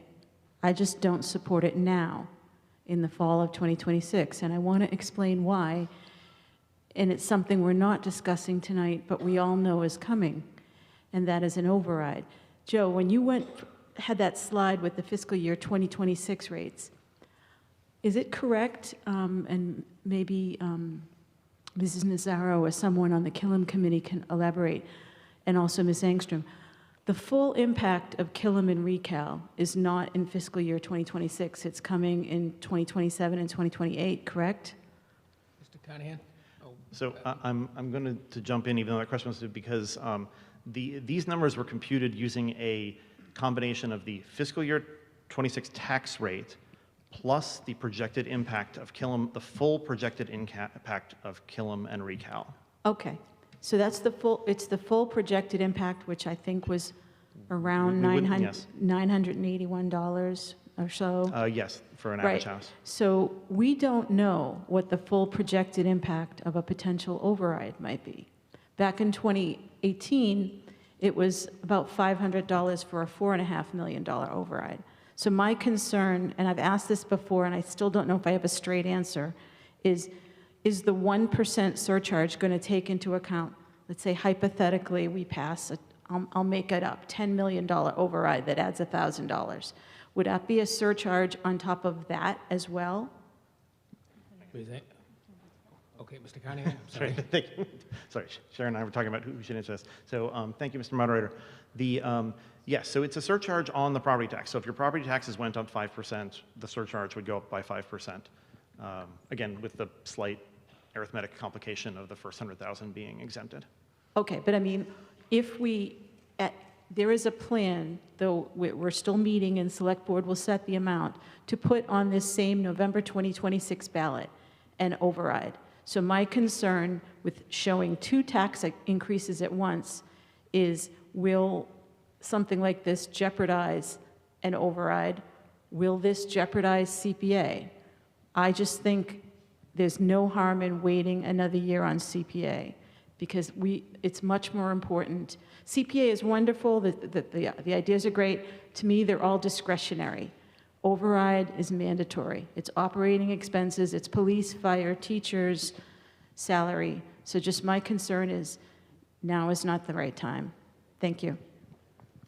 Mr. Dietz. Jeffrey Dietz, Precinct 5. I have a question about how projects get voted on by town meeting. Would that be a 2/3 vote or a simple majority for okaying projects to receive these funds? Ms. Freed? Thank you.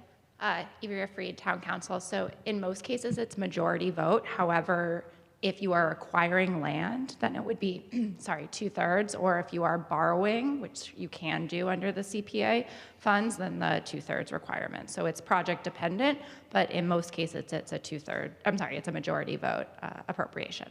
Okay, thank you. Mr. Wise? Thank you, Mr. Moderator. Tom Wise, Precinct 4, member of the school committee.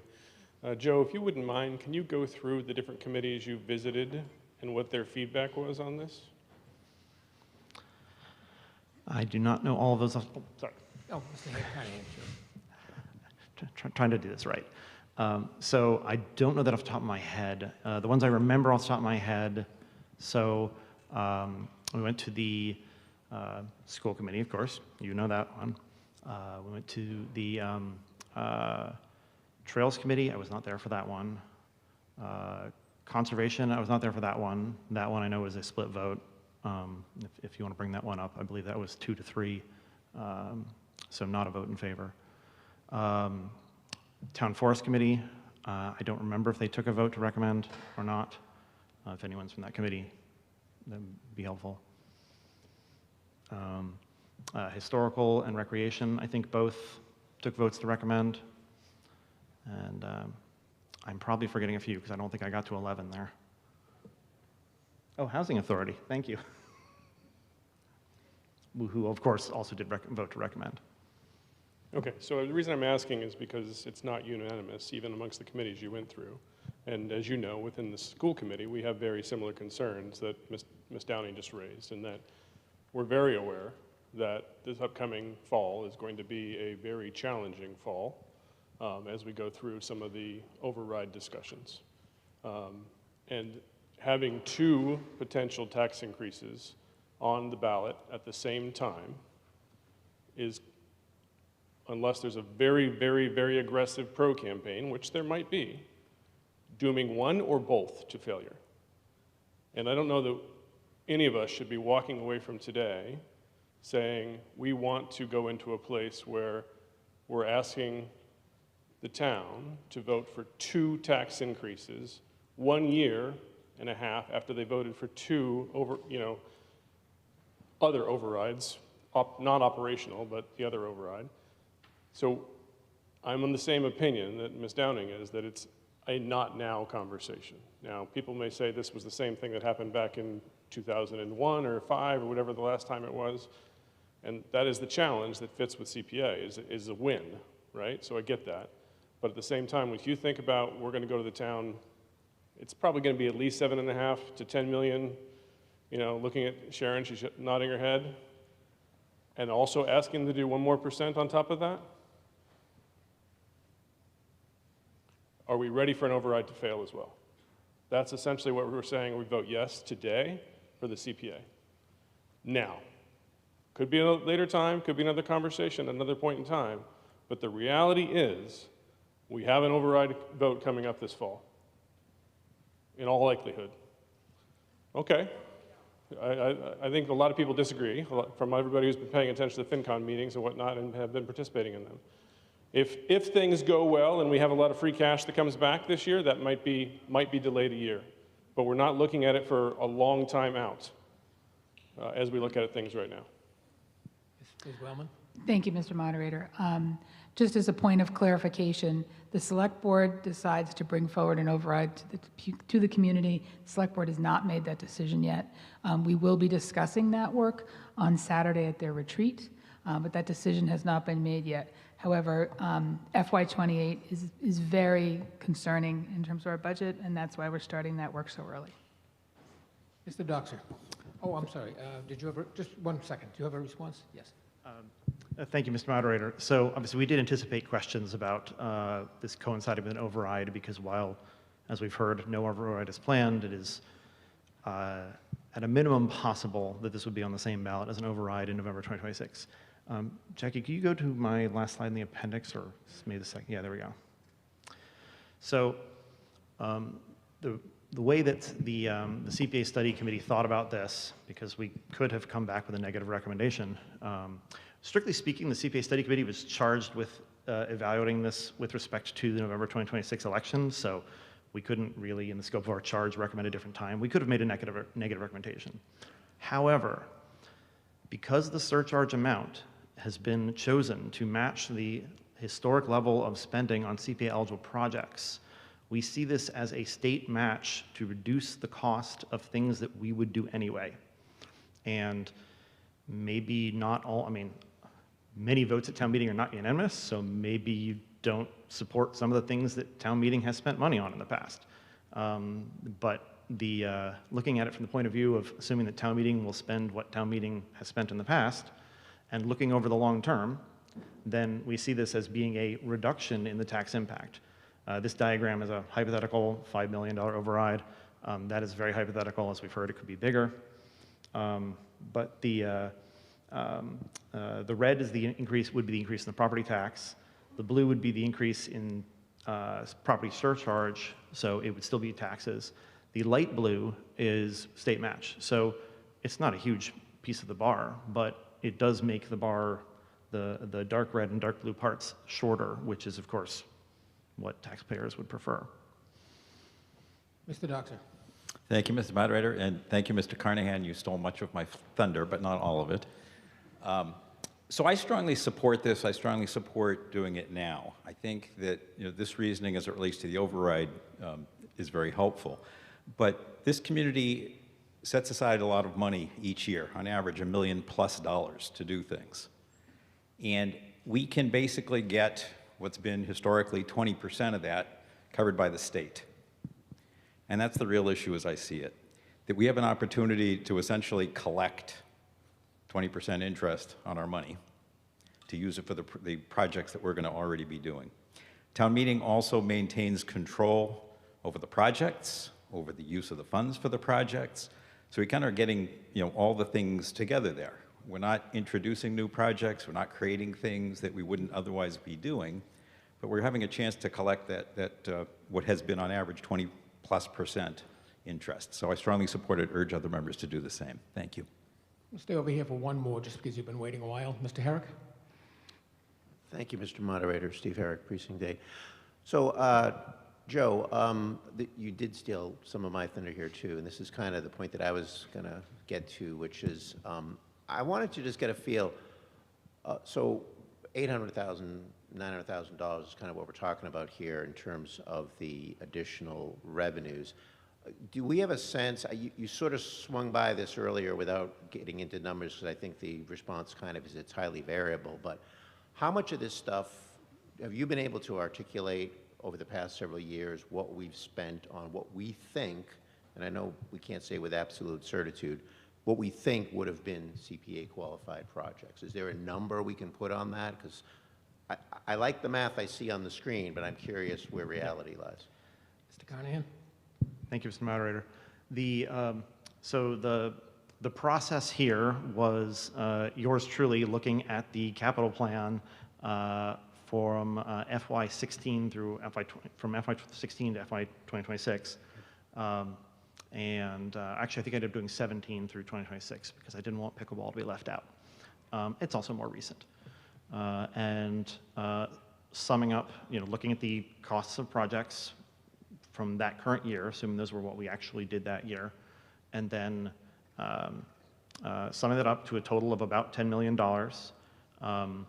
Interestingly, it's more if you were to include the part of Grove Street lots that town meeting, 60% of town meeting voted to buy all 5 lots, and that means we bought 1 because it would have required 2/3. So there's another at least $1.5 million there. So it's either 10 or it's 11.5 in that hypothetical case. $1 million over 10 years. So approximately $1 million a year is what you're saying, and it may have gone up or down. I'd like to get a little more insight. I think everybody here would like to get better clarity on the vetting of the projects. So they do have to go before a town meeting. As far as the, you guys said you spoke to other communities that have been using CPA. What has been their experience, from what you've been able to ascertain, as to getting projects approved at the state level? Is that an arduous process? Are the guidelines fairly easy to abide by and pretty obvious, or is that become like a dogfight every time? Do people get projects rejected on a regular basis because they don't qualify for whatever reason? Mr. Carnahan? Thank you, Mr. Moderator. Thank you for giving me an opportunity to bring out the other appendix slide. Oh, good. So You're welcome. I did not put him up to that. There is a little bit of subtlety to what is and is not permissible under CPA.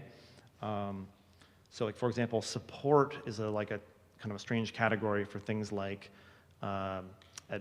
getting, consulting advice, or actually even you could even do support, have a fund to,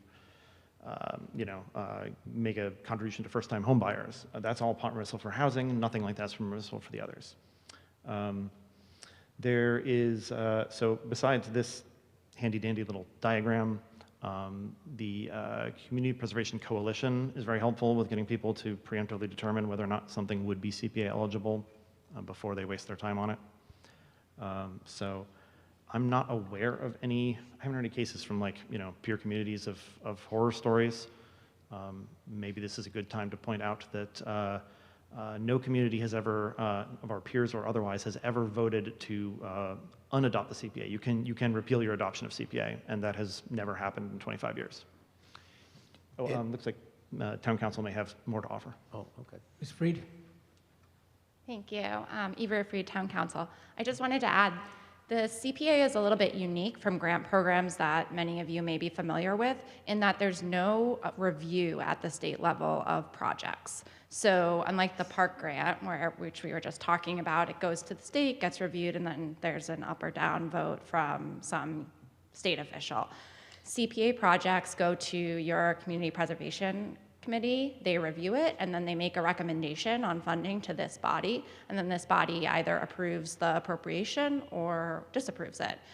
Usually, Town Council's office will give a recommendation to the CPC ahead of their meeting, and we will advise on whether we think the project is an allowable expenditure under the CPA. But as of yet, DOR does not review any of these projects. There have been challenges to expenditures under the CPA, and they work their way through the court system. But there's no state oversight as of yet of this program. Thank you. A couple of follow-up questions. As far as the fund itself, so we have this 1% surcharge that you pay an additional tax, and then you have that money goes into a fund, and we have projects line up, and we submit to say we want to get our refund from the state. Does that fund, how does that fund get checked out? You know, can we roll it from one year to the next, or is it a 1 year, you got to spend all that money in that year, and then it ends? How does it roll forward? Just how, what are the mechanics of that? I'm curious. Mr. Carnahan? Thank you, Mr. Moderator. So the short answer is the money rolls forward. There's a little bit of subtlety in that you are required to set aside 10% every year for each of the three big pillars of housing, open space, and historic preservation. So in fact, what many communities end up doing is setting aside the minimums for the two areas they're not focused on that year, and then putting the remaining 80% towards something big. But it's also entirely possible to not spend any of it in a given year and just roll it over the next year. And finally, if we were to determine if we adopted this and we decided at some point we wanted to make a change to that percent, either up or down, go down to 0.5% apparently, does that also have to go back to the voters? That's correct. I mean, any change to the exemptions or the surcharge amount would have to be approved by the voters. Okay, thank you, Joe. Mr. Powell? Ron Powell, Precinct 3. Through you, Mr. Moderator, I do have a question for Mr. Carnahan. Just getting back to the discussion over matching funds. In your report, you do say that you note that Reading already spends about $1 million annually on CPA eligible projects, and that CPA would allow us to spend less local money on those projects through the use of matching funds. But at the same time in your report, you include a number of potential uses such as part-time staffing, housing initiatives. You mentioned a splash pad. None of those things are in the capital improvement plan. So what's important to me, and my vote hinges on whether this is going to be used for projects we would already do, or is this an add-on?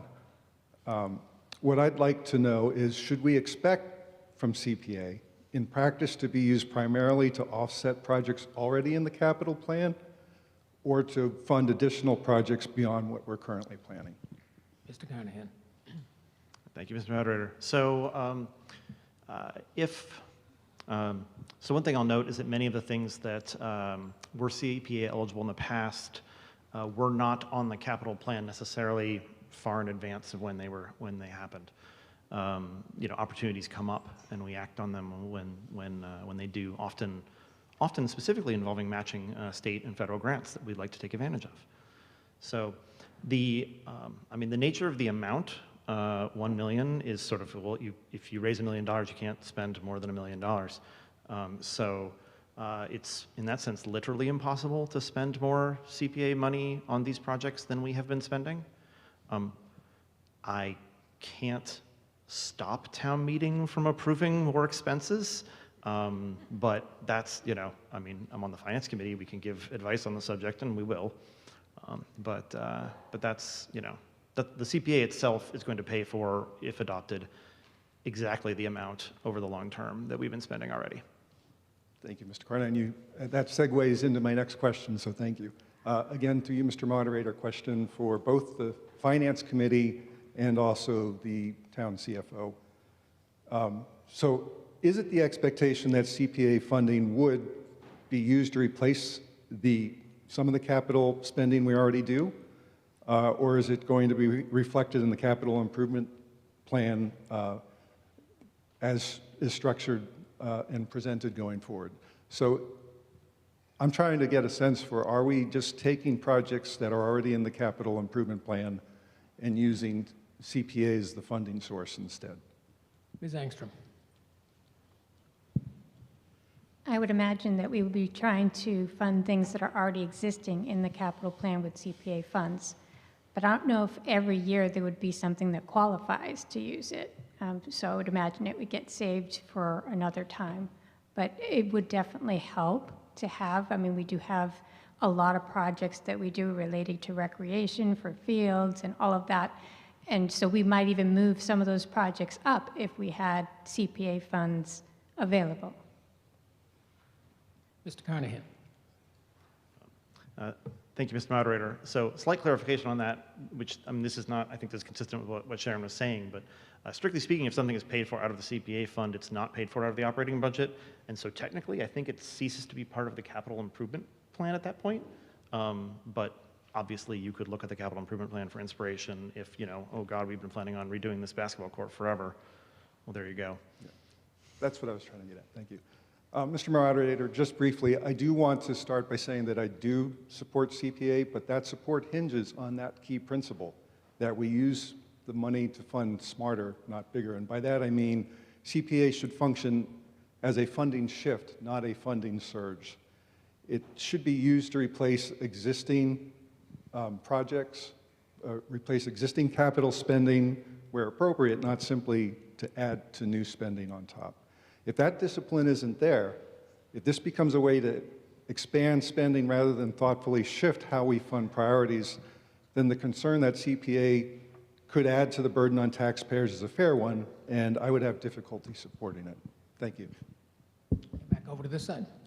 Thank you. Adi Bengali, Precinct 3 town member and Associate Board of Health member.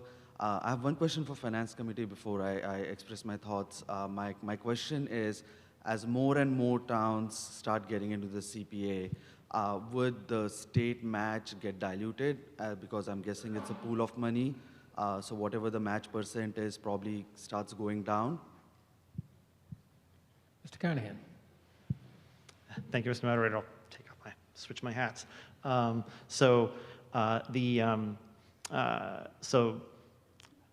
You're not wrong about the arithmetic. Early in the days of CPA, when relatively few communities had adopted it, the match was 100%. Must have been really nice. It hasn't been that for 15 years or something, probably longer. Now, at this point, so many communities have joined that the marginal difference between 201 and 198 is not noticeable. What is noticeable, and this is actually a good bit of information about the CPA that's probably worth mentioning. I alluded to the match as being about 20%. Why can't I be more specific? The state has this CPA trust fund that is distributed every year to communities that have adopted the CPA to match or partially match the funds that they have raised with their surcharge. That fund is funded via a special fee on every transaction at the Registry of Deeds. As a result, the size of that fund tracks interest rates inversely pretty darn closely. When interest rates are lower, there is more real estate activity and there are more fees collected, which is why we've seen things in the mid-teens and things in the mid-30s in just the past 5 years. Okay, so carrying on, I think I want to just make my argument as a yes on two pillars. One is affordability and one is timing. And both have very, very legitimate concerns. I want to acknowledge that, and because of that, I want to talk about the affordability part. Someone here very, very correctly said that it is probably impossible to buy a house in Reading right now. So I'm assuming there are teachers, firefighters, sons and daughters of long-time Reading residents who cannot afford a house here. But I do believe that CPA is one of the tools. As you can see, it checks off 4 green boxes there that makes affordable housing available for folks who need it, right? So I think that should be very clear there that with the timing concern, which is very legitimate, we should not do away with this one tool that is available for us to make housing more affordable in Reading. Coming back to the timing one, I think I do take this concern very, very seriously. Like I said, because a lot of it is about optics, a lot of it is about when the override comes in, which clearly is very, very imminent. But I'm not as smart as the finance committee people, but just as my calculations, I'm guessing whenever the override happens, it probably is in a median house cost around $700 to $800 per person, just as a very rough calculation. I see the CPA is around $90 for a median house owner right now. And so I think our voters will be able to tell the difference between what is actually a community investment and what is actually a budget, I won't say crisis, but a budget shortfall. And I also then want to say that, as I understand, the override will stem the flow. It's not going to close the flow. Your insurance costs clearly are going to go up every year, double digits, if not more than, no, it can't be triple digits, thankfully, but double digits every year. So that gap, you are just kind of stopping that gap as such. And again, this question of timing, right? I fully understand it's not good optics, but when is the right timing? I do think we are not considering the opportunity cost lost here for 24 years as such, as again, my internet search told me, by not participating at the start itself. So we shouldn't let that go. And so finally, I would say, this is what I keep on coming back to, right? Tonight, in my naive understanding, we are not voting to adopt the CPA or not, right? We are voting whether, I'm assuming it's 22,000 residents in Reading right now. That's fair? Okay. Whether 22,000 Reading residents deserve to evaluate it themselves. A yes vote will put the question on the November ballot.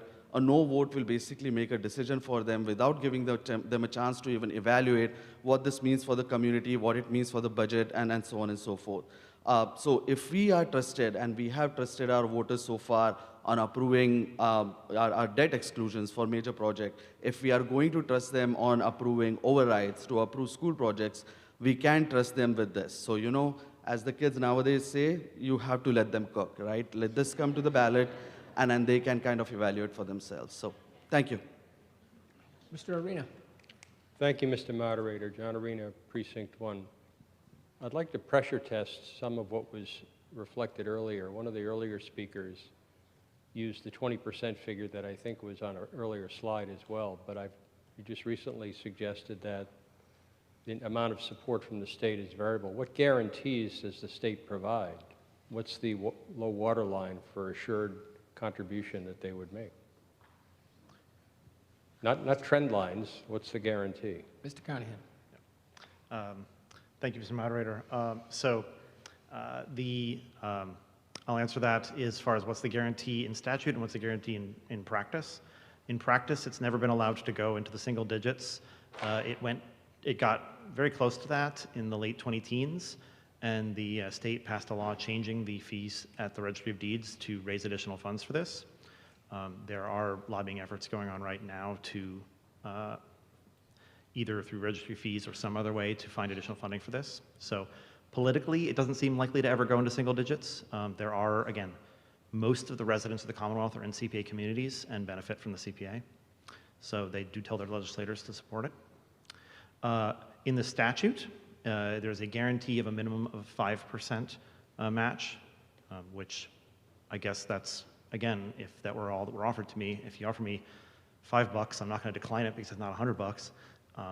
But it's also a bit academic because we've never gotten that low before and don't seem inclined to.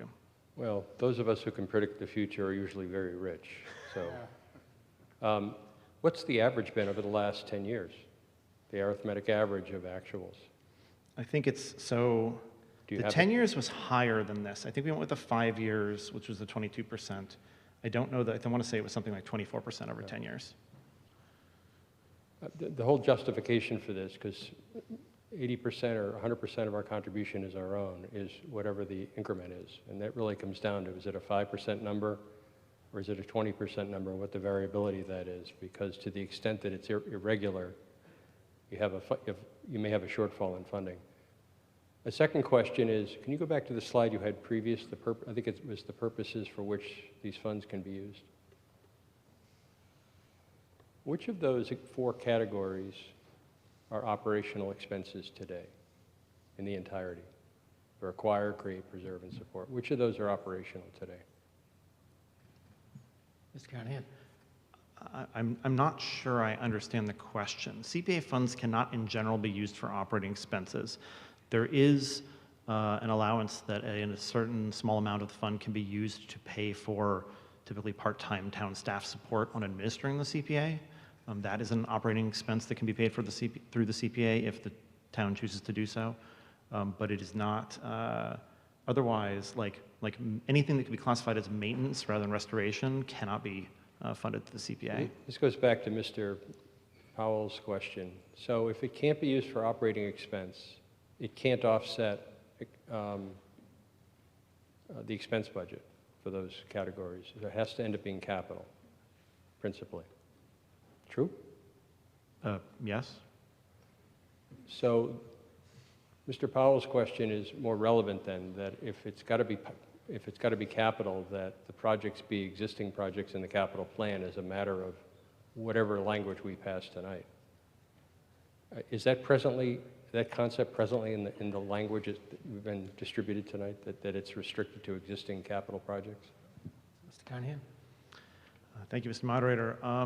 It is not possible to restrict in advance within the scope of CPA eligible projects what town meeting might choose to spend CPA funds on in the future. That seems odd. It seems as though since it can be used for capital projects, the only specification is that it's got to be a project already in the capital plan. It doesn't, the nature of the project isn't being specified. It's simply that it's in the capital plan. Mr. Carnahan? Thank you, Mr. Moderator. So a little bit of terminological clarification. So the projects must be capital in the sense that they are one time, they are not recurring operating expenses. They need not be, and often would not be, in the capital improvement plan of the sort that we revised under Article 4 earlier this evening. I know they need not be. I'm asking if there is today language that restricts it to that, and if not, would, we haven't gotten to the language yet, so at some point I would be looking to make a motion to that effect, that we would restrict it to specified projects already identified in the capital plan. Mr. Carnahan? Thank you, Mr. Moderator. I would have to defer to Town Council as to whether such a restriction, if there's some legal way to implement such a restriction. I am not aware of a legal way to implement such a restriction. Why don't we do that? Why don't we ask Town Council? Ms. Freed? Thank you, Mr. Moderator. Ivrea Freed, Town Council. So the CPA is a local option statute. You accept it with a vote in accordance with the IGR that the guidance that DOR has issued. And DOR has opined that the only flexibility that a community has in the adoption process is, one, choosing whether you're going to adopt under Section 3B or Section 3B.5. Reading is proposing to adopt under Section 3B. The second thing that you can choose is the percentage. As was discussed, you can start under Section 3B at 0.5 and go up to 3%. And then the third thing that you have flexibility with is which, if any, of the exemptions you are recommending adoption. Once town meeting votes, then in accordance with the statute, it gets put on the ballot with the specific text that has been approved. Both the ballot question and the town meeting vote are laid out in the guidance issued by DOR. There really, to my knowledge, isn't an ability for town meeting to additionally restrict the manner in which the CPA funds are expended at this juncture. Town meeting, like we've talked about before, is going to have to review every single appropriation that the CPC recommends. If this body feels like a specific appropriation is not warranted, you can always vote it down at that time. Okay, thank you. Ms. Snowdoxer? Linda Snowdoxer, Precinct 1. Thank you, Mr. Moderator. And a huge, huge thank you to the CPA committee for, and Joe, for all of the research that you've done, for the slides you've prepared, for the inclusive presentation that you've done. I found it very helpful. I'm very much in favor of finally adopting the CPA. I think lots of money has gone down the river because we haven't belonged to it yet. We haven't invested in it yet. I think that it offers us much more than the questions that I'm hearing said about the capital funds. I think we have projects that are underway where we're going to find that we need accessibility projects, additions. We're going to have things that come along that definitely help our community, and instead of paying full price for them, we will have the access to multiple grants through the CPA and matching grants through other resources. In terms of restricting it to the capital plan items, I think that's not wise. We heard that it's not really a viable option, but I don't think that's wise, restricting what we can do. I heard before when Ms. Brucolacchio came up, and she's been on the committee, and said that the Killam project and the roof will have potential for the CPA funding. I also remember reading in the warrant, we'll be talking about the Parker turf, and whether that would also be a potential for the CPA funding. I just recommend, again, that we are giving the voters a choice. We are not deciding to accept the CPA. We're giving our neighbors the choice whether or not they would like to adopt the CPA and have these resources available, and they're paying state taxes into these funds anyways. So thank you very much, and thank you again to the committee for all your work. Mr. Sasso. Thank you, Mr. Moderator. John Sasso, Precinct 2. Well, I'm just going to say, to start, I don't support this. It's a tax, quite frankly. I do want to address a couple of comments made about giving the voters a choice. I mean, we are elected town meeting members, so we do actually have a responsibility to vote and support and represent our community. So I don't view this as something, oh, we should just pass it along to the voters. We have a responsibility here, so. I do want to also clarify, I do believe, I know we talked about the 20% number, I've heard obviously the issues. I do believe in 2020 the lowest percentage was about 11% as a contribution, which raised a question in my mind that perhaps Ms. Freed can answer. Can the state raid this fund? You said that they have to provide a 5% minimum, but can they go in and raid the fund and take money out? I mean, they've done this many, many times in other areas. So is this a protected fund, or is it a fund that can be basically by legislation redirected? Ms. Freed? Thank you. Ivrea Freed, Town Council. I don't know the answer to that question. I think the answer is that it would require legislative action. Sure.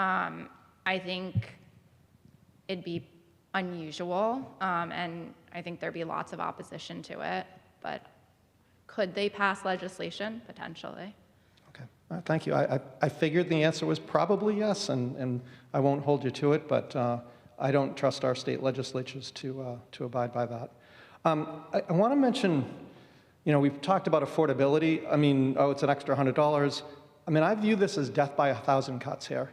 I mean, the town has instituted a $140 trash fee for a second barrel. We got, what, $37,000 in that fund now?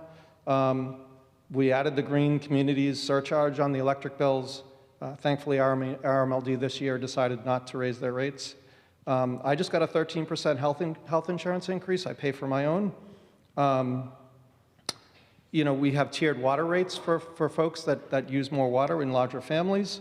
The MMA recommended, thankfully without Reading's recommendation, to potentially increase excise tax and meals tax. I mean, this is the environment we're living in, and we're going to add another 1%. That doesn't sound like a lot, but so the real question I have is, put the override aside for a moment, and I guess I'll ask Sharon this question. So if we pass this, are you going to not increase the tax base by 2.5% every year, and you're going to take that money off and reduce it down so that we don't, that extra money that we're now going to spend against that we get, so that the community says, okay, well, I mean, because you can go up 2.5% every year, but if you're going to get this money now from CPA, are you telling me that you're not going to actually do the full 2.5%? Ms. Engstrom? Thank you, Mr. Moderator. I can't see that I couldn't offset it against operating costs. Not every year will I have something that would qualify for the use of the CPA funds, so I can't say that I would offset it. Okay, I appreciate the answer. Again, I don't support this. I think we as town meeting should stop this. It doesn't need to go to the voters. I also happen to agree strong with Mary Ann and others that I don't want to jeopardize what we will have as an override, whether it's this year or in the next year. We do have to protect our core services. A lot of the projects that we're talking about, we do fund through town meeting from a prioritization. For years, people probably heard me talk about this. We don't do a good job master planning the projects we want to do here and prioritize them appropriately. And I don't know how the CPA organization and committee is going to do that, but we don't do it as a town, and we're going to ask them to do that in terms of additional pieces. I just don't think this is right. Thank you. Mr. Barnes. Thank you, Mr. Moderator. Jonathan Barnes, Precinct 5. And I want to also, actually, if I had the time and you all had the time, I would echo what so many other people said. I don't want to do that. And all of the information that you all in the CPA committee included in your report was astounding and astonishing, and I thank you for including it. Every argument that supports the CPA is outlined in that document, and everybody here should have read it by now. Everybody in town should read it, and then everybody in town should have the opportunity to vote on this. The argument that this doesn't need to go to the town residents, I couldn't disagree with more. In fact, part of what I do want to emphasize here is we are not voting to support the CPA. We are voting whether or not to allow the town residents to determine whether or not it's in their interest. And we would be remiss, we would be negligent if we didn't give them that opportunity to do this. And as to whether we should do it any other time, first of all, my first feeling is we've already wasted close to 25 years in losing all of the money that would have come our way in those 25 years. Losing any more time is a sin, in my opinion. And as to the argument that not now, next year, I think Mr. Sasso perhaps just outlined what many people could be saying if they voted a year or 2 years from now, as compared to what was stated people would be saying if they were able to vote on it now. I don't support it because there are 2 questions on the ballot for tax increases. There are probably many people who would say exactly what Mr. Sasso said. This is a cut, this is a death by 1,000 cuts, and I'm not gonna, I've already voted for the override, I've already voted for the kill 'em, I've already voted for all these things, my health insurance has gone up, I'm holding the line here. So I don't profess to know what people are gonna say when they vote on this year, or what they're gonna say when they vote on it next year, but I do know that not giving them the right and the opportunity to vote on it is shameful on our part. One other point that I would make, other than to stress all of the positive points that were in your report, and it came up in the question and answer. You mentioned that, and it's in your report, that the funds from the state are from registry funds, and in addition to those, that percentage that comes from the registry funds, registry fees, another surplus part comes from just the general state taxes. I don't need to remind all of us that we pay, this town pays and will continue to pay, maybe not us because we already bought our houses, but we may sell our houses, but we will continue to produce registry fees, a percentage of which has, for the past 25 years, gone to the other 190 towns that have endorsed the CPA, and we haven't gotten anything from those funds that we have paid into that pot.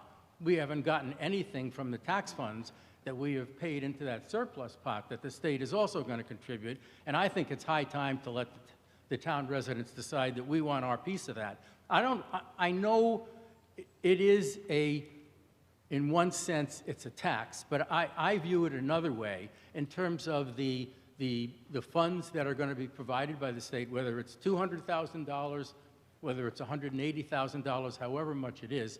It's essentially, I'm not going to say it's free money, but it's free money. The ability to piggyback onto grants is also free money. The fact that it can roll over from year to year.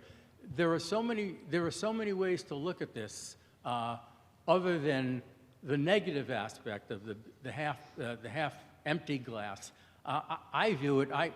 When I worked, I was a labor attorney. I represented management, full confession, but I was involved in contract negotiations. And there's a term that we always said.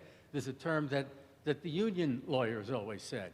Nobody in negotiations or in any relationship wants to leave money on the table. By not accepting the CPA, the town of Reading is leaving money on the table. Full disclosure, I should also say, I'm on the Historical Commission, so I clearly support it for that reason. But there are infinite number of reasons why I support this. Thank you. Ms. Alvarado?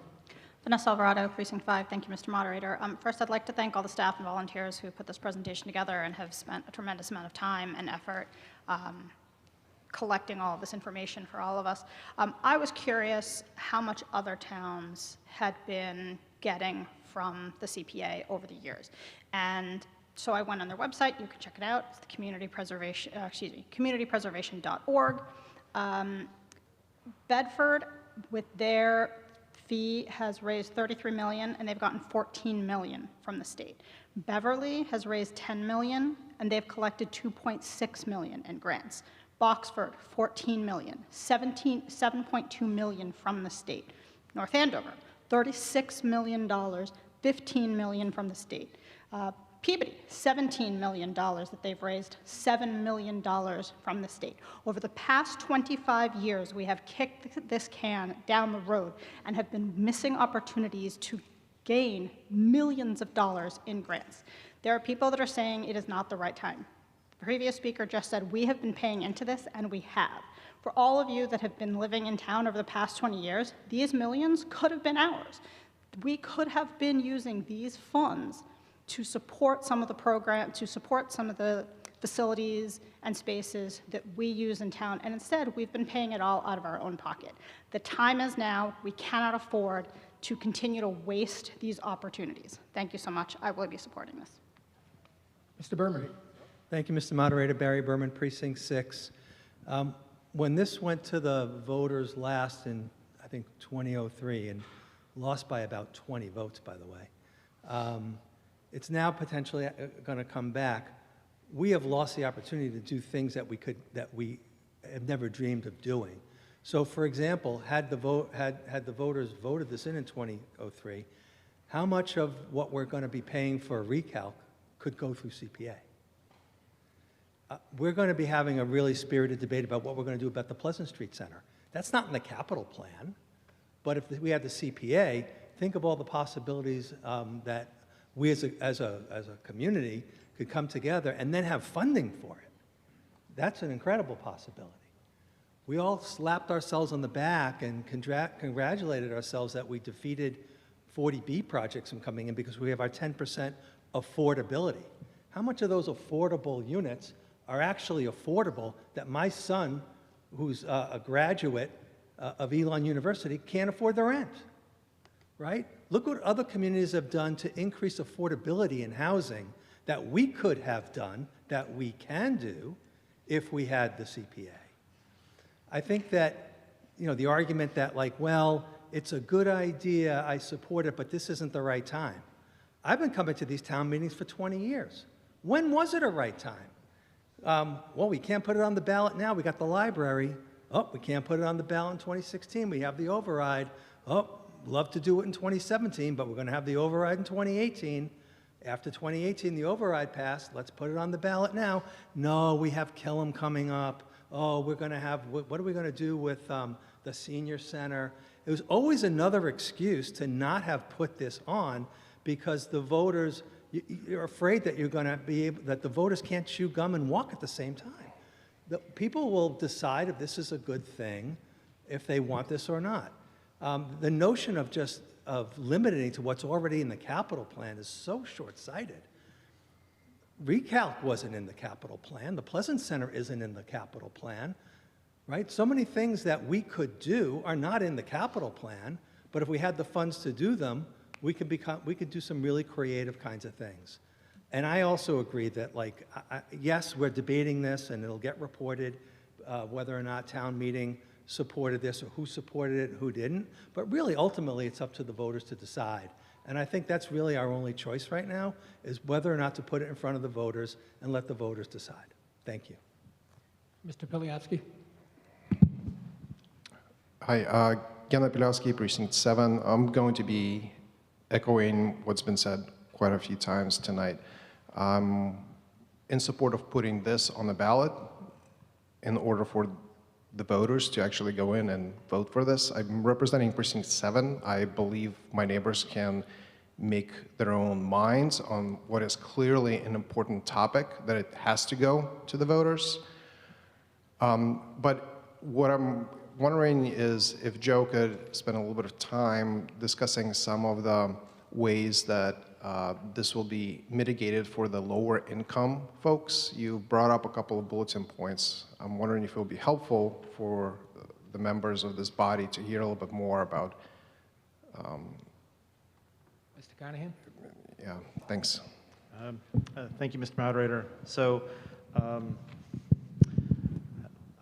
don't know if I have anything new to say other than that we are recommending both the low-income and low and medium-income senior exemptions. Median income is area median income for Middlesex County, which that is going to then depend on the size of your household. I believe for a household of 2, it's something like $110,000 is area median income for a household of 2. So obviously you can do the math and figure out what 80% of that is for the low, and that would be the number for medium. Yeah, I mean, I'm not, we're pulling out all the stops here and trying to do all the exemptions we possibly can. You know, we don't want to hurt seniors, we don't want to hurt businesses, we don't want to hurt anybody, we just want to help preserve our community. Yep. Thank you. I appreciate you putting all this information together and presenting it to the public, all the members who contributed to this presentation. I think it will be helpful in the future as this moves forward, which I hope it does, to the voters, if we could also see that kind of a breakdown to inform the residents. That's all. Thanks. Mr. Dardino? Phil Dardino, Precinct 3. Move the question. The moving question requires a 2/3 vote. Do I still have my counters? I do. All right. All those in favor of ending debate, please rise.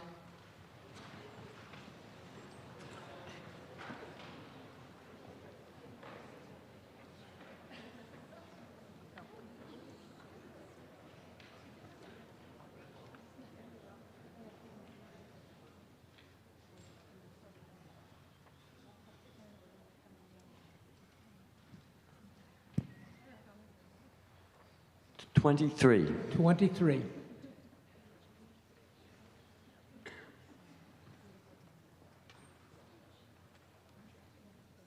20. 37. 37. 39. 39. Those opposed to ending debate, please rise.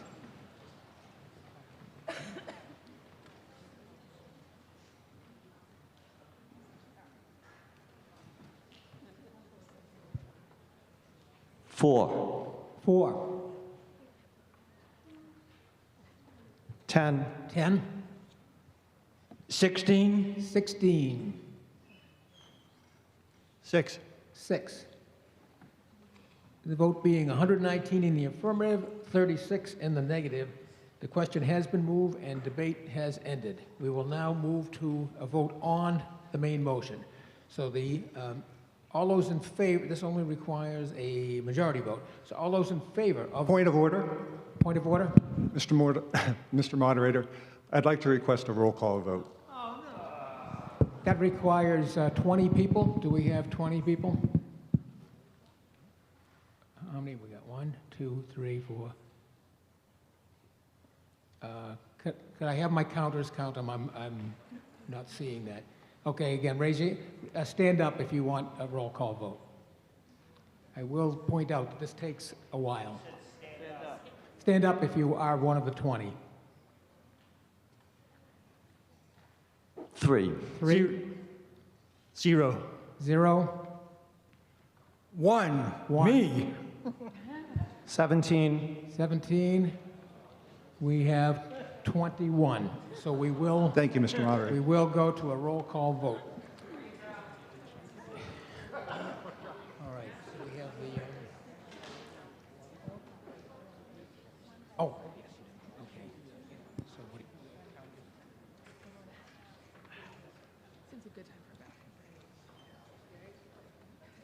Well, I will read the names off, and then the town clerk will record them. And we will do it by precinct. We will begin with precinct 1. The first name is let's see, Grace Lynn Arena. Do we? No. Okay. I'm sorry. John Arena? No. No. Antonio Afero? No. Rebecca Bailey? Yes. Roy Benjamin? Roy Benjamin? Okay. Heather Bramante? No. No. Salvatore Bramante? Yes. Okay. Emily DeRee? Yes. Linda Snow Doxer? Yes. Mark Doxer? Yes. Nancy Doctor? Yes. Megan Fiddler Carey? Yes.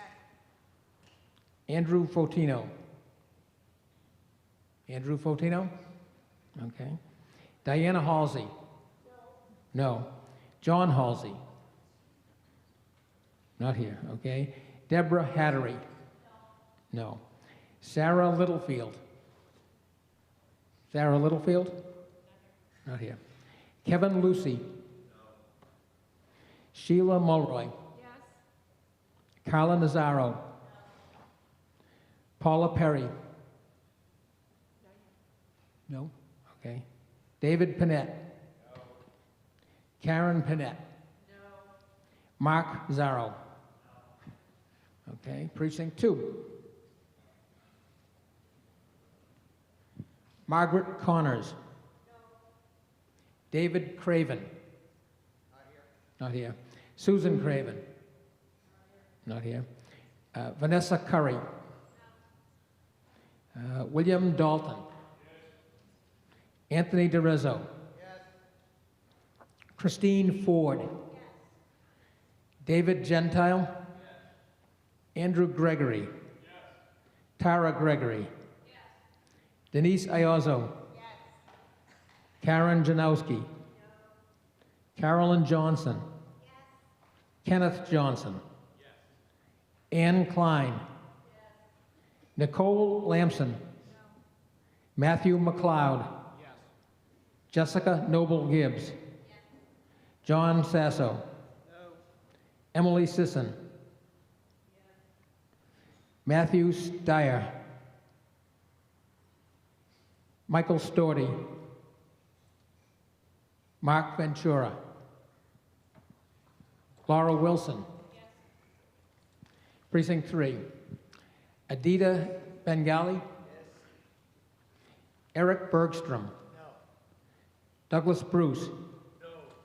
Sheila Bruce? No. Charles Burke? No. Jason Clark? Yes. Philip Dardino? Yes. Daniel Doerr? No. Emily Eagleston? Laura Fusco? Yes. Tara Giardina? No. Kathleen Harrington? Yes. Maureen Hurley? Sarah Paul McCarthy? Yes. Devin Pinkham? Devin Pinkham? No. Allison Powell? No. I'm sorry? No. No, okay. Ronald Powell? No. No. Amy Sane? No. Joseph Serafine?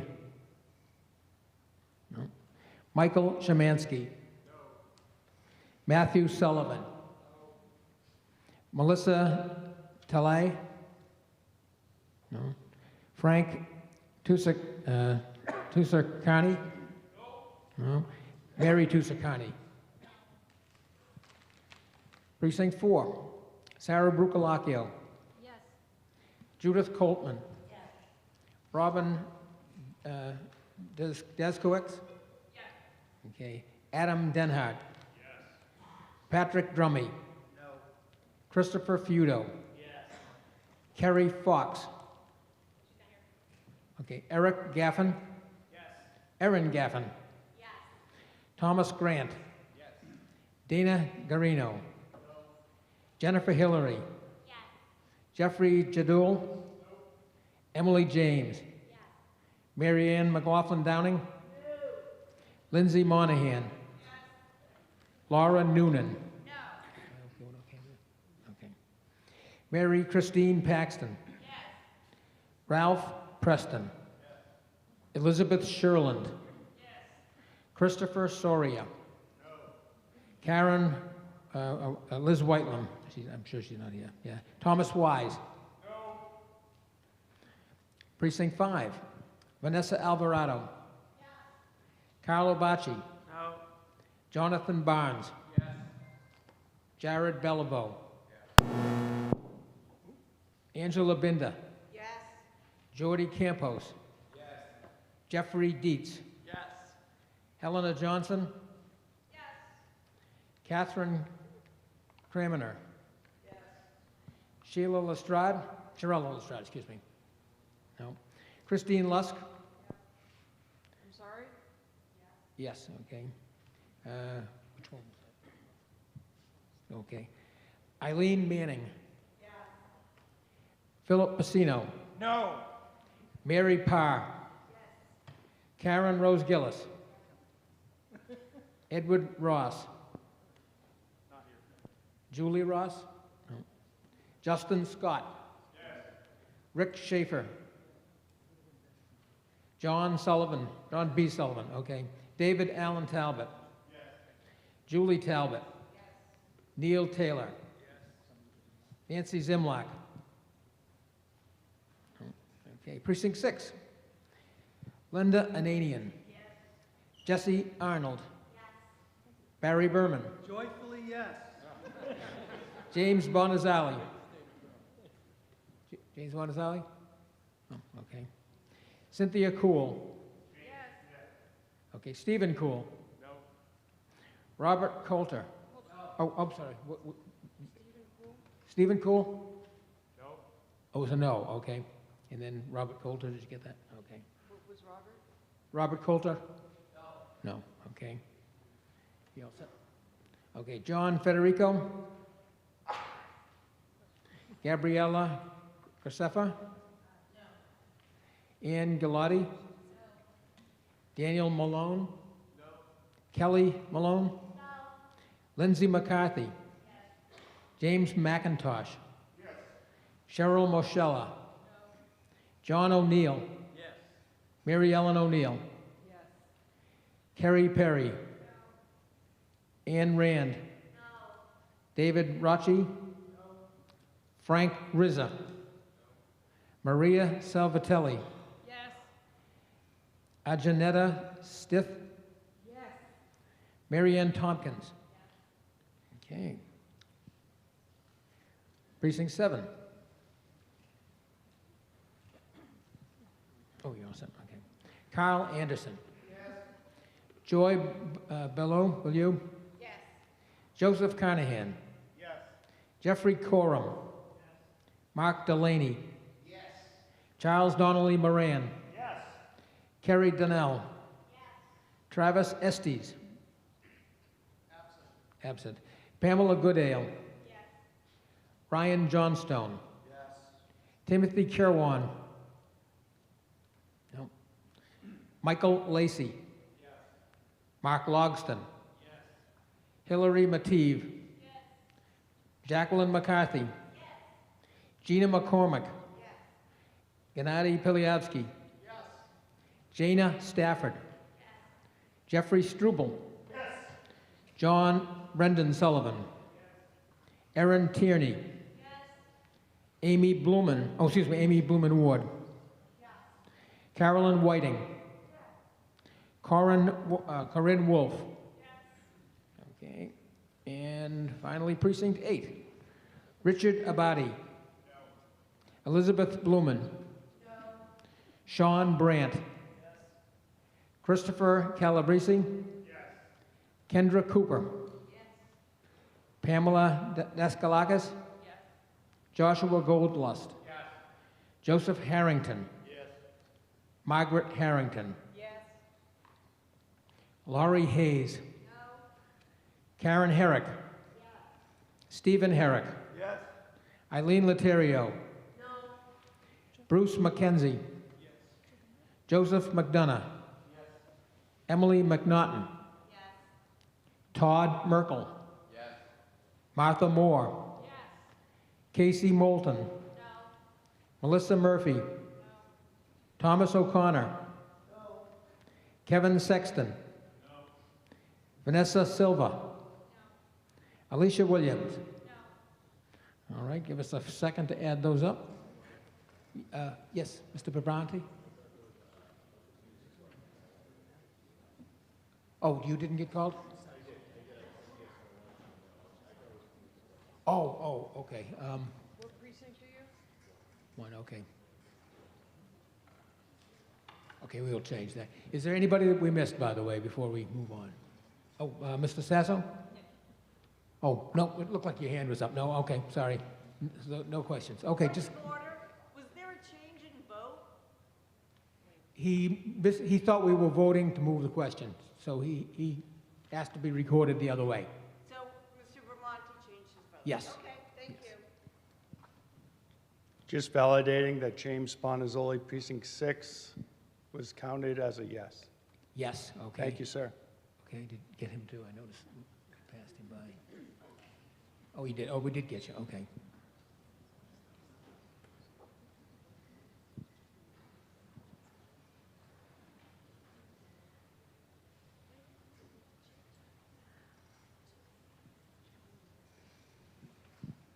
Okay. Oh, I see. You need the whole. Okay. Okay. These are what?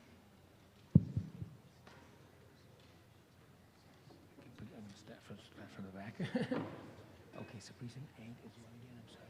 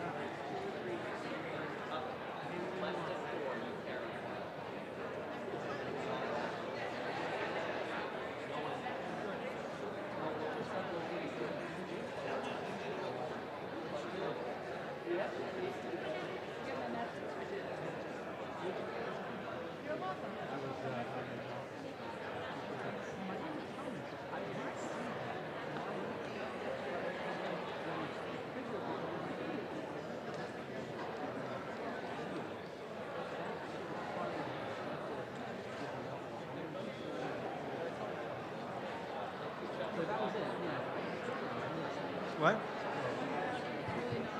Whatever. Yeah.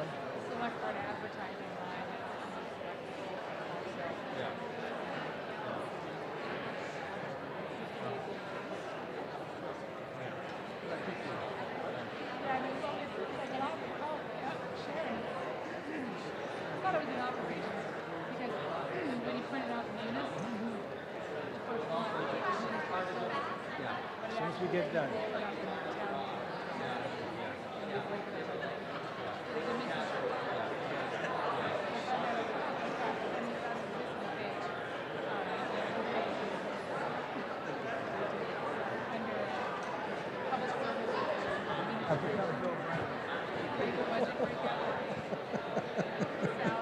Oh, Lordy, my friend Bill. You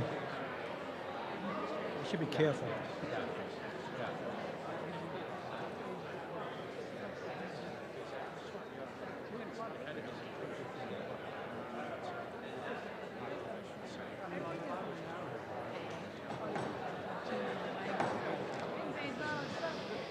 The vote being 106 in the affirmative, 60 in the negative, the motion carries. Move to adjourn, Mr. Moderator. We have a motion to adjourn until Thursday evening. Is there a second? Second. All those in favor of adjournment, please raise your hand.